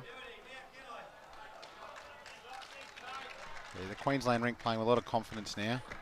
Dennis Arthur leading, Larry contributing, and And John bowling really well as well.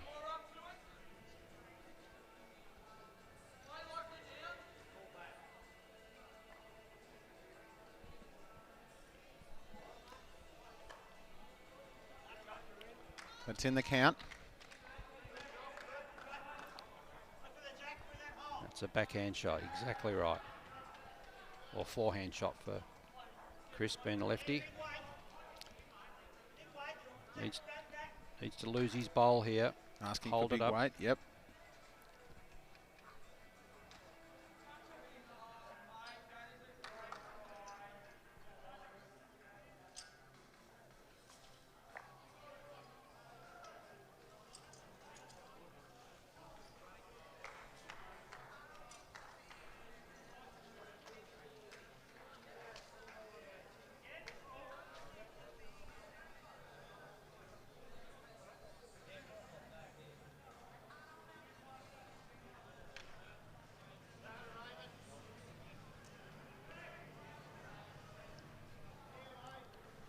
Wow, the screws Could are be really counting being now tightened too. here. Yep.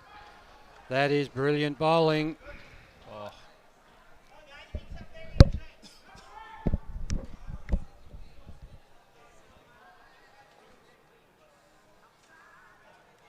He's wide again, I think. Yeah, he didn't like that. It's that little bit of an inward-outward movement in his delivery. I looked at his first weighted shot that he played then, and it wasn't really straight. A little bit inward curve in his delivery, and it pushed him out a little wide, and he did the same thing with his second bowl. So it was a carbon copy of his first. Mitchell really under the pump here.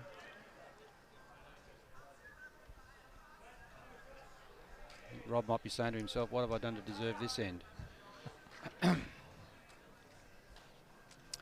Not smiling now.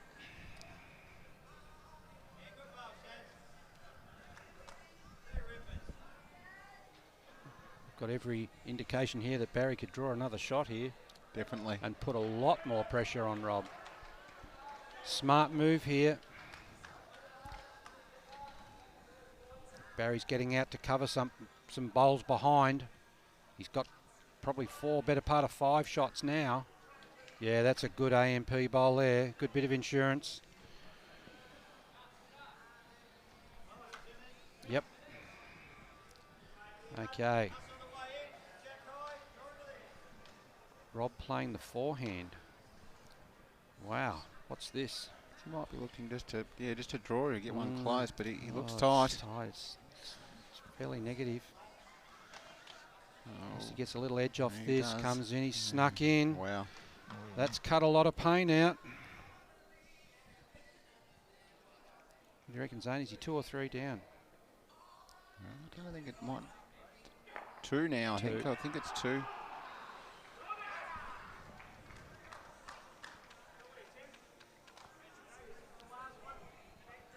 Yeah, it's definitely only 2 now, I think. I don't think that'll add. A bit wide.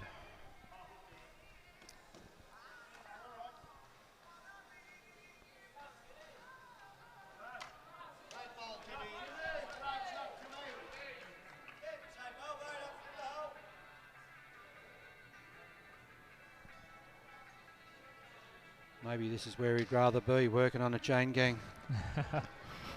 I was actually just more tuned into the other song, which is I Don't Want to Be, by a great artist called Gavin DeGraw. If you haven't caught up with his work, please do. Brilliant. It's 2 2. to Queenscliff have hit the front. They put the last 4 ends together to lead 8-7 after 12 and making every post a winner. So the overall picture is looking very much in Queenscliff's favour. That's by virtue of Steve Sullivan holding a decent lead over Robbo.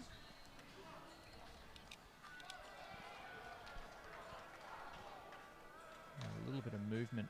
I was trying to find out what's going on in the Waith McMahon match.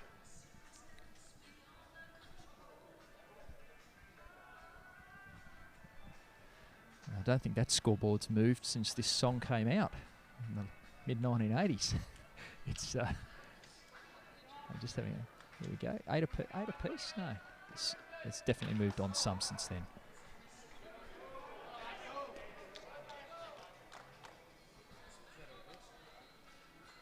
Another handy start from Dennis there. His first bowl.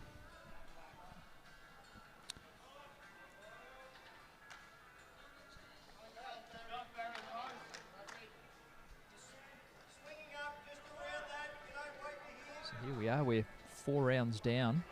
This is the fourth Good round. reply from Dwight here. Just going to. This is the fourth round of competition here, and obviously it's 35-26 to Queenscliff overall here in Section B. But in the other Section B match, Lakes Entrance making every post a winner. They're out 38-26 over Warrnambool. So on track to remain unbeaten in this group. 37 ends down of 45 there. The other Group B match, Eagle Hawk up by 13 over Horsham City, 38 ends down. Section A, Coringal 41-32 up over Traralgon, 37 ends down. Shep Golf, 4-shot leaders over Buninyong, 32-28, 36 ends down. Altona versus Kerrang. Altona trailing by 9. With only 10 ends left. With 10 ends left.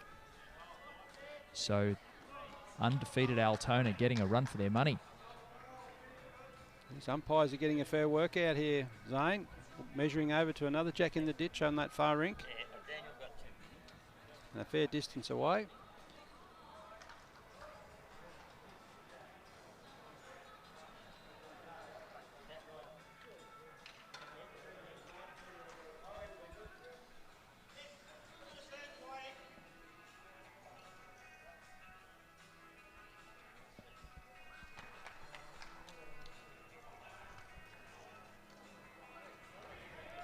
I think the other thing that might have an effect on players as we get into the latter part of day 2 is the tiredness factor, the length of the day. They've started early this morning on deck here at 20 to 9, quarter to 9 for their trial ends, and they've been full on since. It's a big day's bowls. It is. 7.5 hours of timed competition. Minimum amount of bowls to be delivered by each player is 90 bowls. Over the course of the whole day, you must have that concentration maintained in its entirety. And that does cause tiredness. So, even though we're playing 15 ends each, it's in effect two games of Pennant you're playing in one day.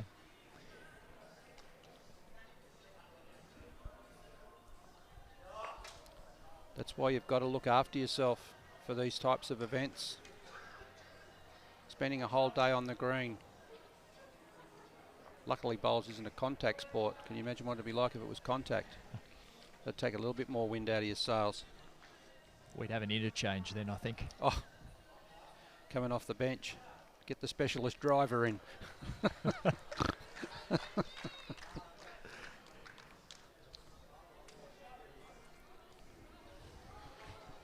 Robbie Mitchell standing right there. He's blocking our view off, but from the other end we can see that's a great shot.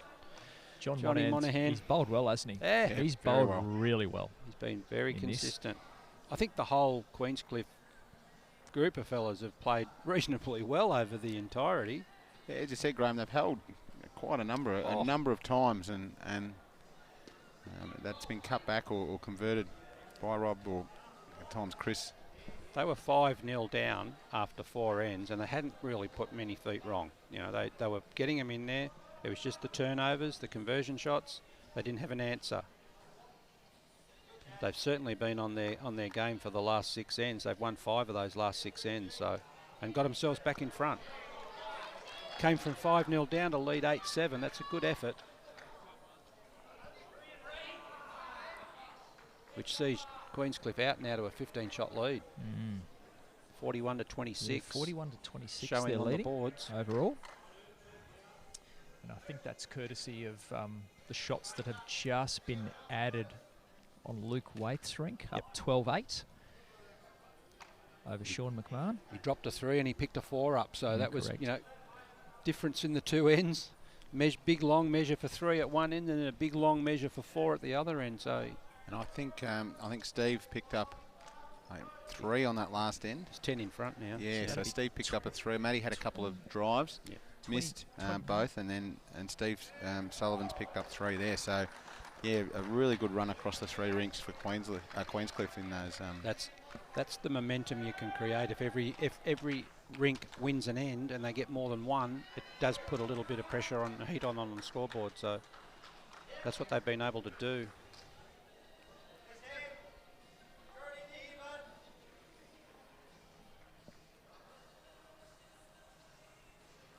So Queenscliff getting a run on. It's 21-11 to Steve Sullivan over Matthew Robertson on that ring. 12-8 Waite over McMahon here. 8-7 Gladman over Mitchell. Whilst it sets it up for tomorrow, if Lakes win and Queenscliff win this match, Queenscliff will be that 1 game behind. They'll know exactly what they have to do in going out there tomorrow, what the shot difference is, how many they've got to win by. Each skipper will be putting their hand up saying, well, you know, if we need to win by 15, I'll give you 5. Each skipper says, I'll give you 5, you're a chance. But then again, it's your opponent that has a big say in that. You can have the best laid game plan, but your opponent can dictate what the terms are on the day. And you don't win the game of bowls in your mind, you win it on the scorecard.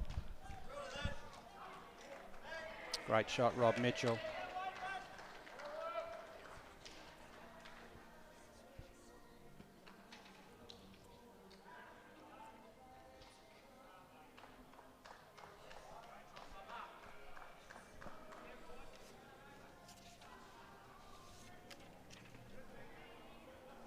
It's a little bit too high. Barry Gladman's bowl just over compensating there. He's out of bullets. Rob Mitchell's got 1 left to come.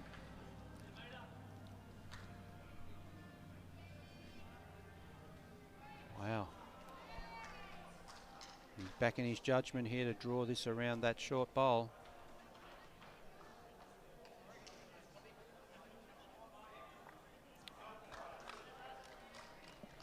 Pretty good to there. Just going to be into the front. Just lacked weight, that was all. He was just short. What was the score there? Benalla. Oh, it's Queenscliff. I reckon it's Queenscliff 1 or 2. Oh no, Benalla. So Rob Mitchell's bowl must have been shot for 1. So it'll be 1 to Mitchell there.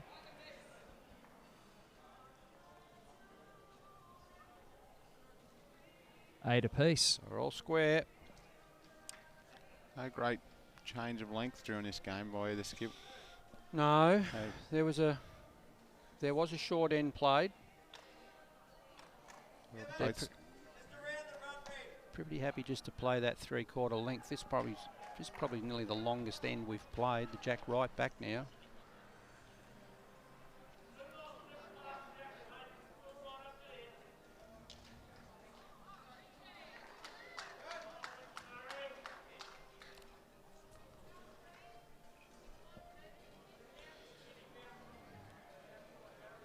Goodwin's left his first bowl a long way short there. Uncle Dennis Arthur should be looking to really put one on here and apply the pressure.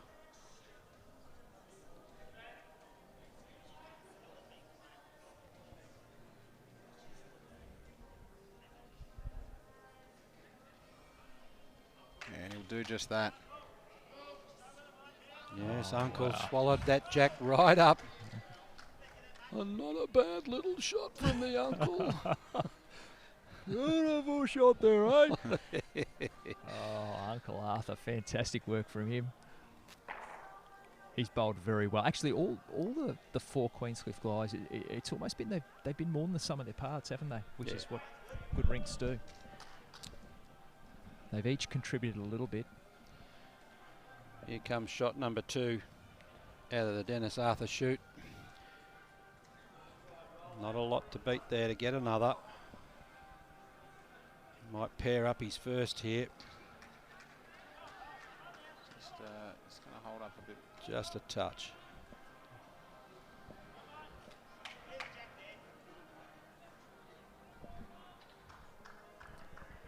So it's Queenscliff overall up by 14. I like the electronic scoreboards, Zane, because they're so bright and vivid. You can see it. You don't have to... a blind old bloke like me doesn't have to strain his eyes to try and look for the black numbers on the white background. Boys, I'm just checking there. I have a feeling that Benalla might have picked up 2 shots on that last end. We're just having a look at the scoreboard. When it comes down the other, you'll see that it's 9-8 on our scoreboard here. So I think Benalla may have actually picked up 2 shots rather than just the 1 on that end. Now, they've just updated that scoreboard, so no reason to doubt that whatsoever. So we'll go with that. And we think that Benalla holding a 9-8 lead. So not only Mitchell had the shot bowl, there must have been another one in there as well.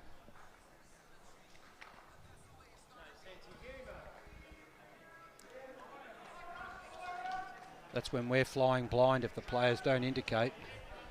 Makes it a little harder, but that's okay. We understand they're the ones that have got to put the bowls down and do all the business out on the green as well. We're just talking about it. So Steve Sullivan up by 10 shots in his match against Matthew Robertson. Luke Waite up by 4 over Sean McMahon.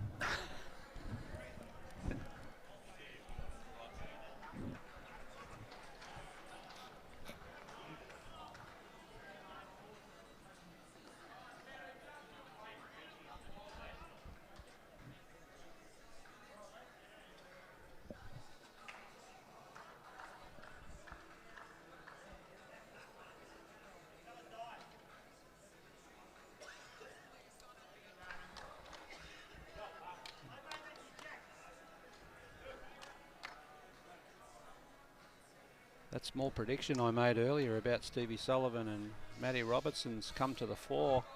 Stevie's pulled right away now. He's 10 in front. And that's a large portion of the difference between the two sides here. Absolutely. There's a... saw that yesterday. Around about the same time, wasn't it? Yeah, correct. Who says lightning doesn't strike twice in the same place? Dale Hancock special, that one. Get a rub off a bowl and cause havoc. I think Chris Cooney might be embarrassed by that. Wreak despair.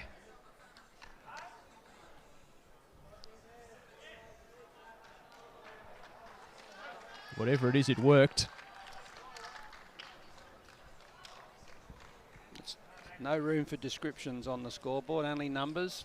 If you want to write an essay about how somebody got the shot, sometimes you could fill a fool's cap page.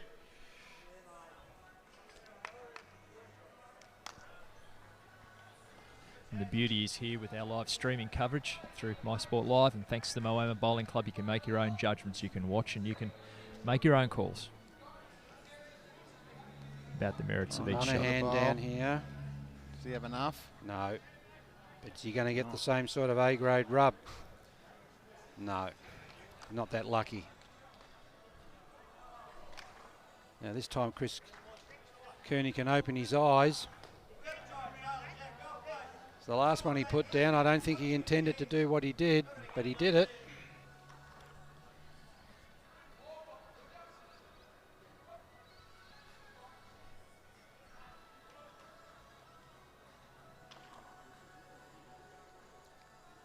Too embarrassed to go near it this time.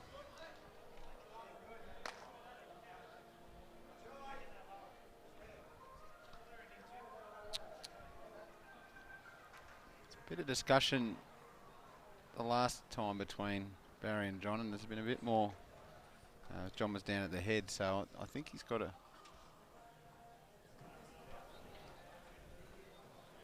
differing opinion, but I think he's going to play something similar. There's 8 ends left to go in this match, and really with the lead that Queenscliff have got, they don't need to panic, don't need to do anything irrational. Just keep it straight, play percentage bowls, and they should be right. Benalla, all the work ahead of them now. Yeah, second last in on this rink. One down's not a bad result. No. You don't have to win your rink. The rinks don't count. It's the overall score, the aggregate score. So smart bowls are what is needed.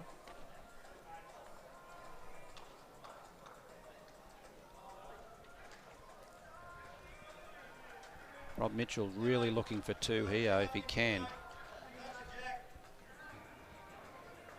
Put it out on a big line. His bowl will come home at the finish. Don't Got a good track. Has he got the weight? Wow. Yes, he has. That's a magnificent shot, but he might have played too good a bowl and only trailed it for 1. Yeah, he's brought the other one in, so it's, Might be a better one than he had. But Barry Gladman's quite capable of getting this. John calling for weight. Move the jack.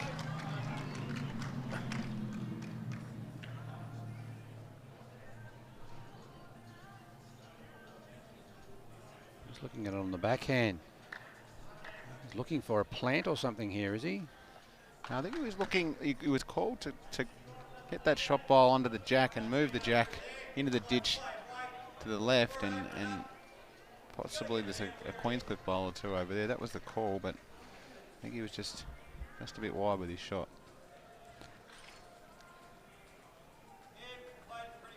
How's Rob's memory? Got the first part right with the grass, but I don't think he's got the weight right this time. No.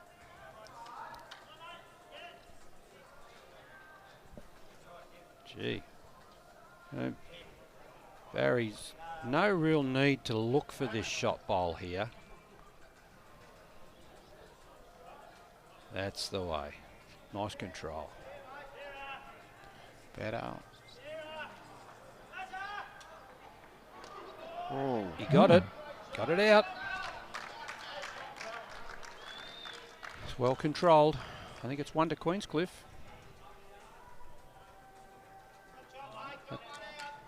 No, 1 down. 1 down. 1 down. So to 1 to Queenscliff. Benalla. 1 to Benalla. Yep. Took one out. Yep. So 10-8. Benalla up. So the last end in this our televised match. Benalla in front, 10-8. Big Dwight Goodman just wants to look to get something within that 2-foot scoring area and minimise the chance for Barry Gladman's Queenscliff team to win the rink. Rink 9, having only played 11 ends. Maybe an end to update on that, might be 12, but certainly we've seen a couple of jacks move in that rink over there, so still 6 or so ends to go in the overall.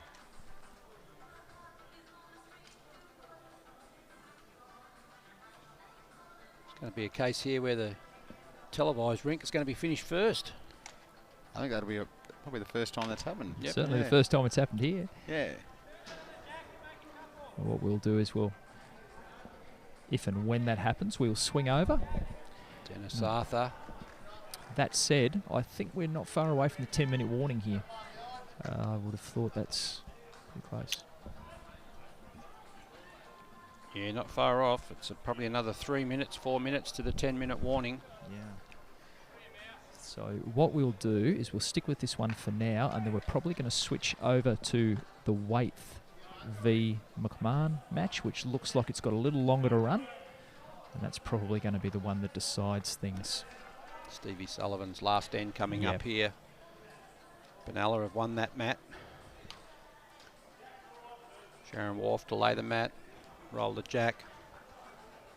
Dennis Arthur with his second bowl, looking for an improvement of about 2'6", 750 mil. He's got it.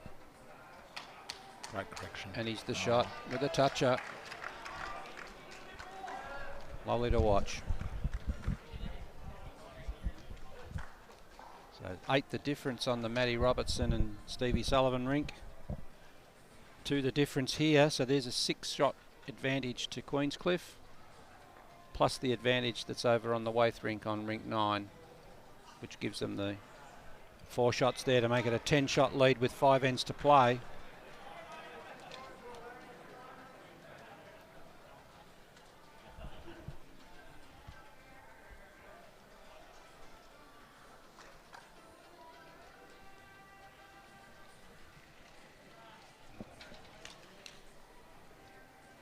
Larry Donahue here. Great shot. Great bowl. Got the absolute. Great shot. Super bowl there.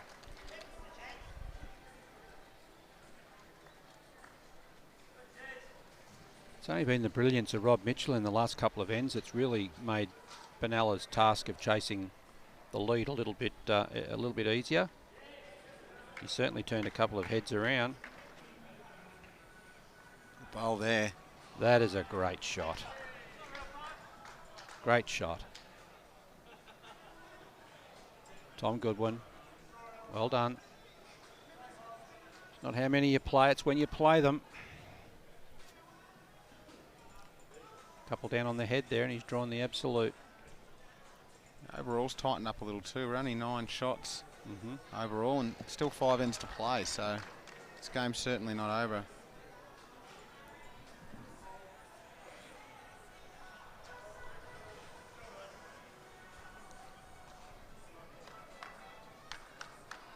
The wood fire's going in Moama. You can smell the wood fire smoke coming into the venue now. It smells fantastic, doesn't it? Yeah, Beautiful. that country smell.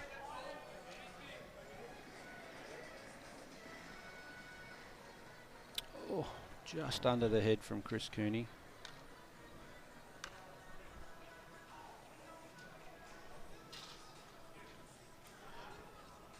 John Monaghan heading to the mat.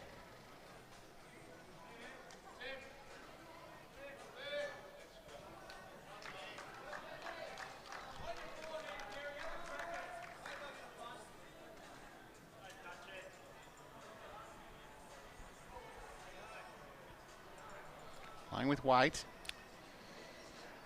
Just to be wide. Onside.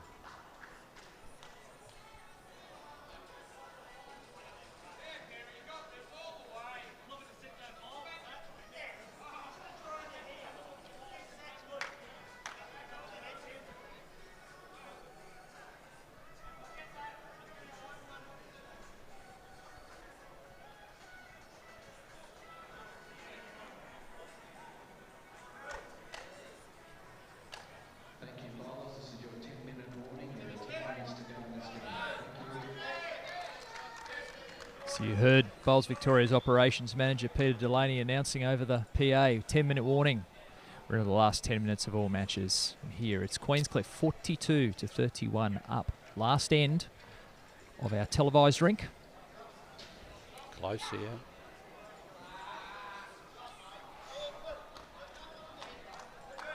Close, but no cigar there. Johnny Monaghan, he liked it, but it just didn't turn it to death. He slid past.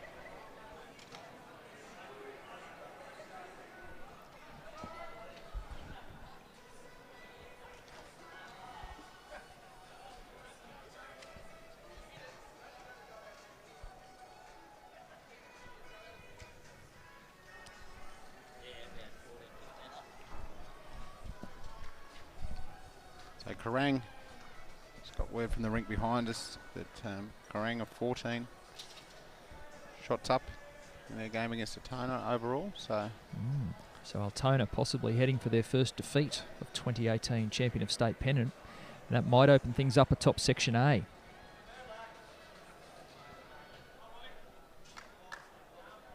Ball from Rob Mitchell. It's a counter.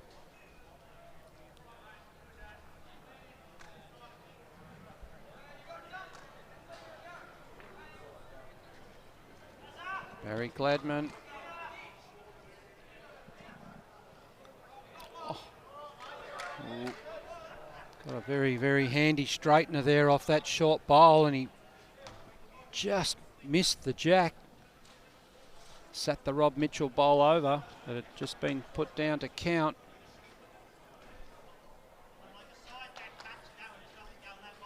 He'd like a side back toucher. So he wants a toucher that's finishing further behind the jack than in front of the jack. So see what he can do. Might just be happy to get one close to the jack instead of nominating for it. Yeah. Doesn't look like what he wanted. Well, he was siding back. He just wasn't touching it.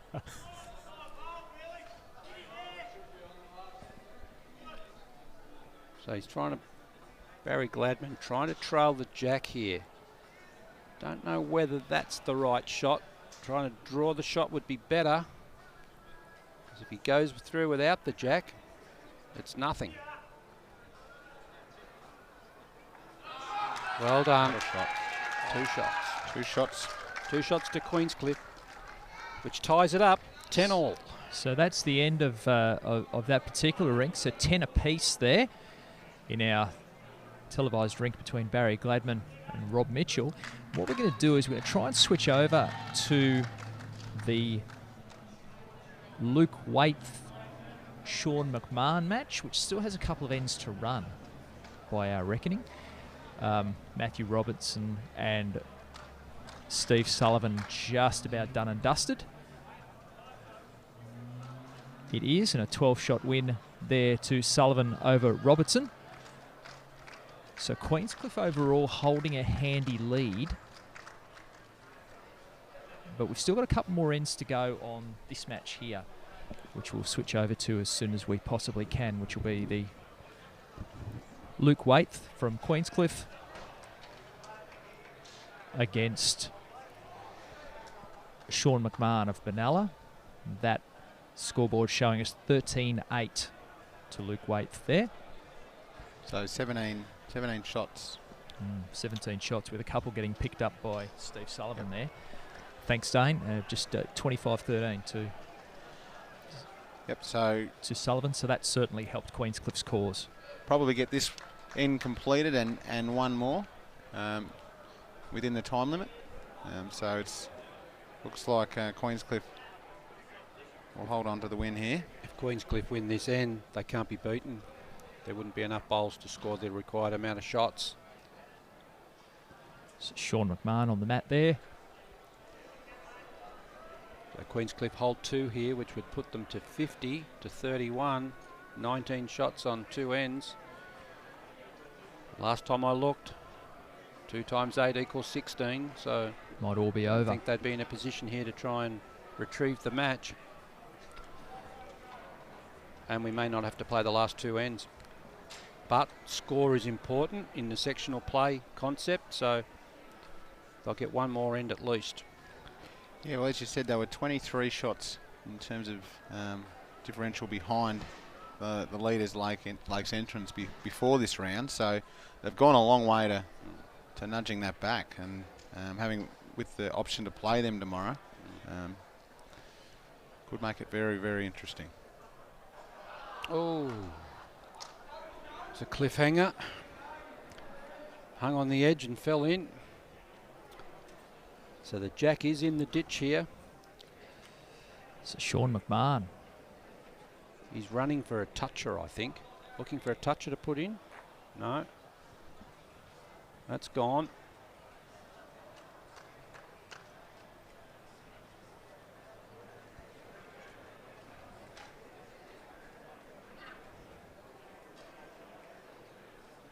Two to Queenscliff.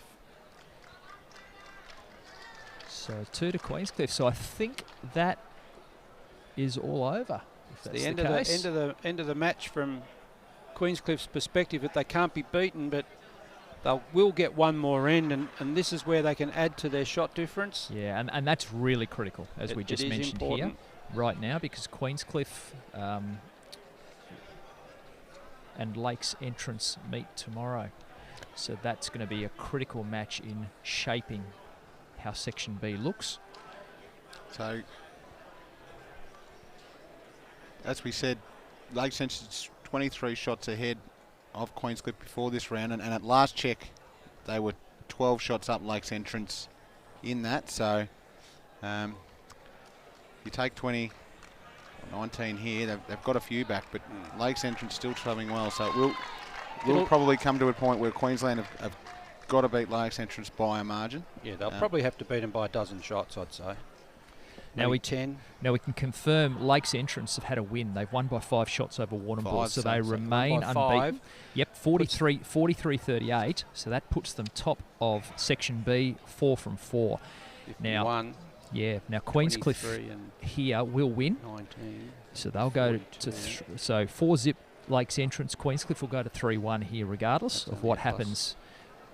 Richie McGovern on the mat now. Shots.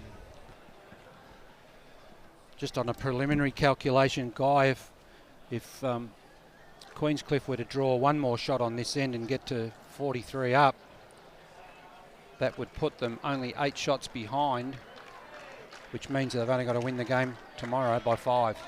Right. So it's open for anyone there. Lakes Entrance would not want to be approaching it with thinking about they can afford to lose by a certain amount. That they've got it done is focus on trying to win the match. And certainly Richie McGovern's got them off to an absolutely beaut start. He's dobbed 2 on there. Yeah, look, he's a gun. He's a very good player, Richie McGovern. Very deep in the Vic Open pairs. This year, 2017.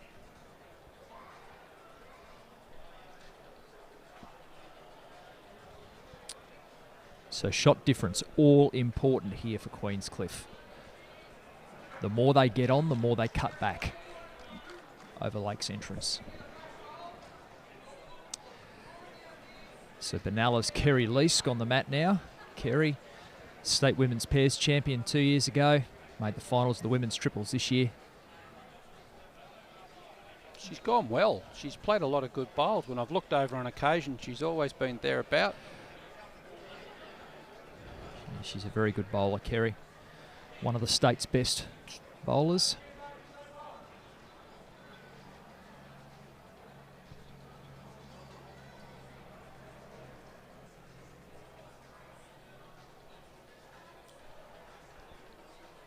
This is our last rink in play. Everybody else is down the tools for the day. Bar's getting a workout. A nice refreshment in their hand. Maybe checking how they went in the last to see if they're still live in the quaddie at Caulfield. Yeah.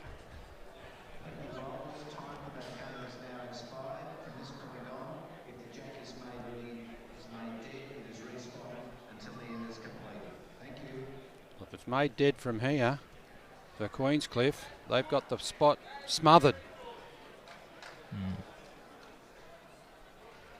Richie McGovern there with 2 great leaders bowls right on the jack.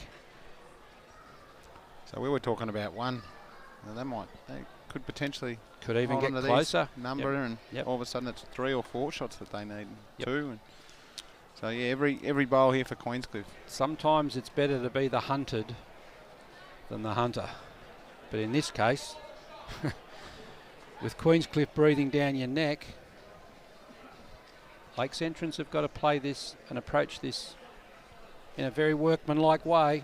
Make sure that tomorrow morning they come out refreshed, early night, get the sleep into you, get a good breakfast into you, and come down here in the morning and play to make the final. And Lakes have been unlucky to have not appeared on the television game as yet, but their big opportunity comes to them if they can make the final. That's the incentive for them to get on the live streaming. Correct. Make the final and you're on TV. And just bring you up to date. This is the last rink in place. We'll just bring you up to date with the other Section B match. Eagle Hawk running out 30-shot winners, 58-28 over Horsham City in the other Section B match. So that doesn't really change things up in that section. Gets Eagle Hawk off the bottom. Probably moves them up into 3rd place. Great ball here. Now, the correct... the target, though. Yes. Probably would have wanted to be a little further behind. But well, the thing is here, if he kills the end, he has to take all 3 bowls off the green to get an advantage, because the spot there is covered by those 3 bowls. He can get all 3 with that last bowl. He Yeah, just gets he the could. inside of that last bowl, and I think all 3 will go. He's got the other side and Got none of missed them. it. Wow.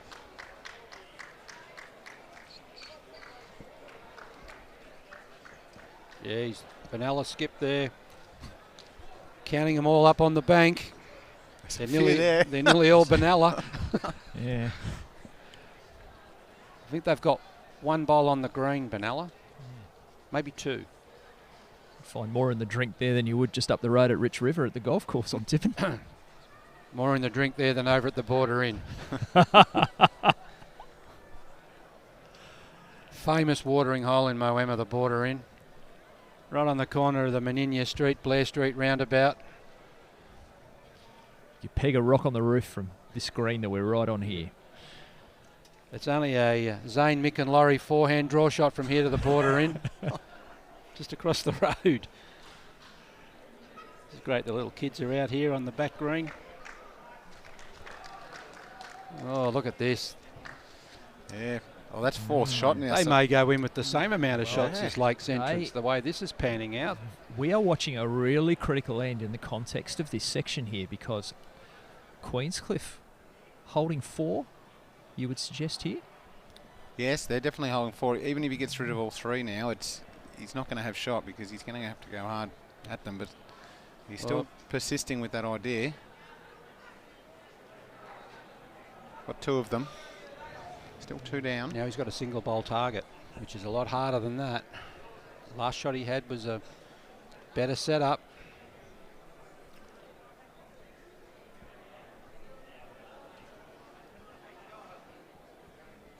So Luke Waith on the mat here.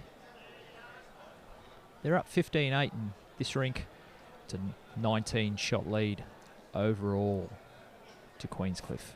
Famous name in bowls at Queenscliff Bowling Club, Luke Waith. He's got to be a nephew or a grandson or a son of the great Keithy Waith. Little Winky Waith, great player over the journey. Great bowl here, and he's added. Oh, well, He's going to have to draw here. Sydney or the Bush. Is he drawing? Well, it's probably irrelevant really for Benalla, but he will be drawing if he's drawing.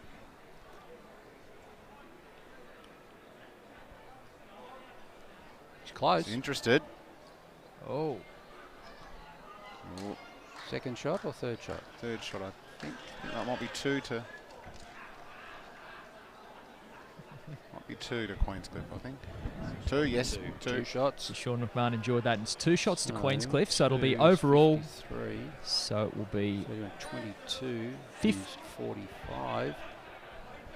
So it'll be 53-31 is what we'll end up here. They got to win by 4. So it'll be 53-31. The finish of this match. So that will give Queenscliff pretty decent shot difference. Now The shot difference is only 6, Guy. We've got it at Wow. I've got it at 45 to 51, which means that that shot difference is 6. If Queenscliff can beat Lake's entrance by 4, they'll make the final. Okay, you heard it there. So there's not much of a margin to protect there tomorrow. So you wouldn't be going out trying to play to protect. You'd go out to play to win. So all to play for. Queenscliff over Lakes Entrance tomorrow. We'll just take you through the other Section B matches. Lakes Entrance, 43-38 winners over Warrnambool. Eagle Hawk, 58-28 up over Horsham City in Section B. In Section A, the results there. Coringal up 49-38 over Traralgon. Shep Golf, 41-36 winners over Buninyong. And in the upset of Champion of State Pennant 2018 so far, Kerrang, 49-30 winners over Altona. So, all of a sudden, Section A is very much live, with Kerrang and Shep Golf, who drew in the previous match, both winning, Altona losing. So round 5 is going to be live. So the Altona Buninyong match. I think Altona played Buninyong in the last match. Correct.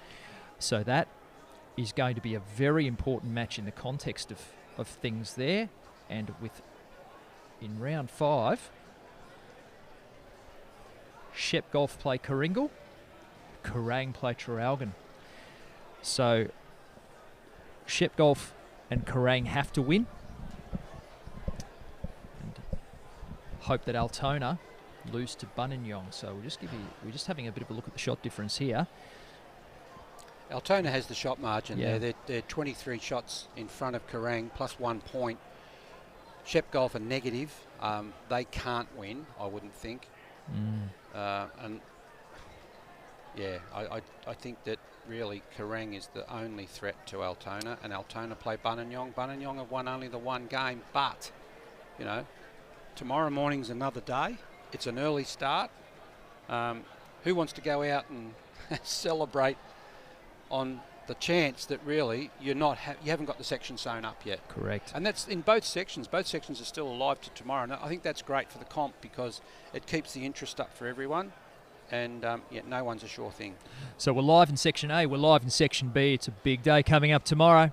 Big day. One more sectional match for all teams. Section A, Section B, both live here. Queenscliff have had a good win in their match over Benalla. Our thanks to Graeme Bridge and Zane Mikin-Laurie for their wonderful play-by-play commentary of this match. My name's Guy Hand. We're signing off until tomorrow from the Moama Bowling Club. We hope you're enjoying 2018 Champion of State Pennant strap in. We'll be back tomorrow morning. Get on. Exceptional food, excellent service and affordable prices. Set in contemporary and stylish surrounds. The Bistro is an excellent choice for dining. Experience it for yourself. Call now to reserve your table.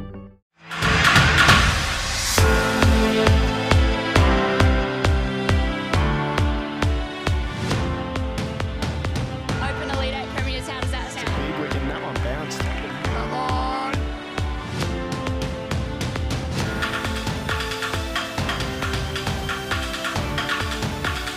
From the edge, he's flying the ball through. The driver has been taken with that.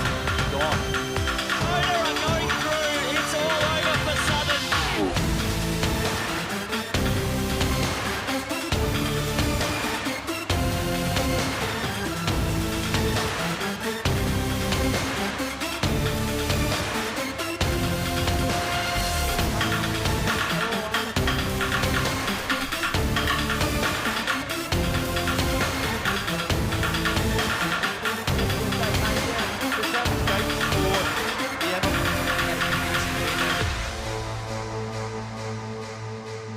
He's out.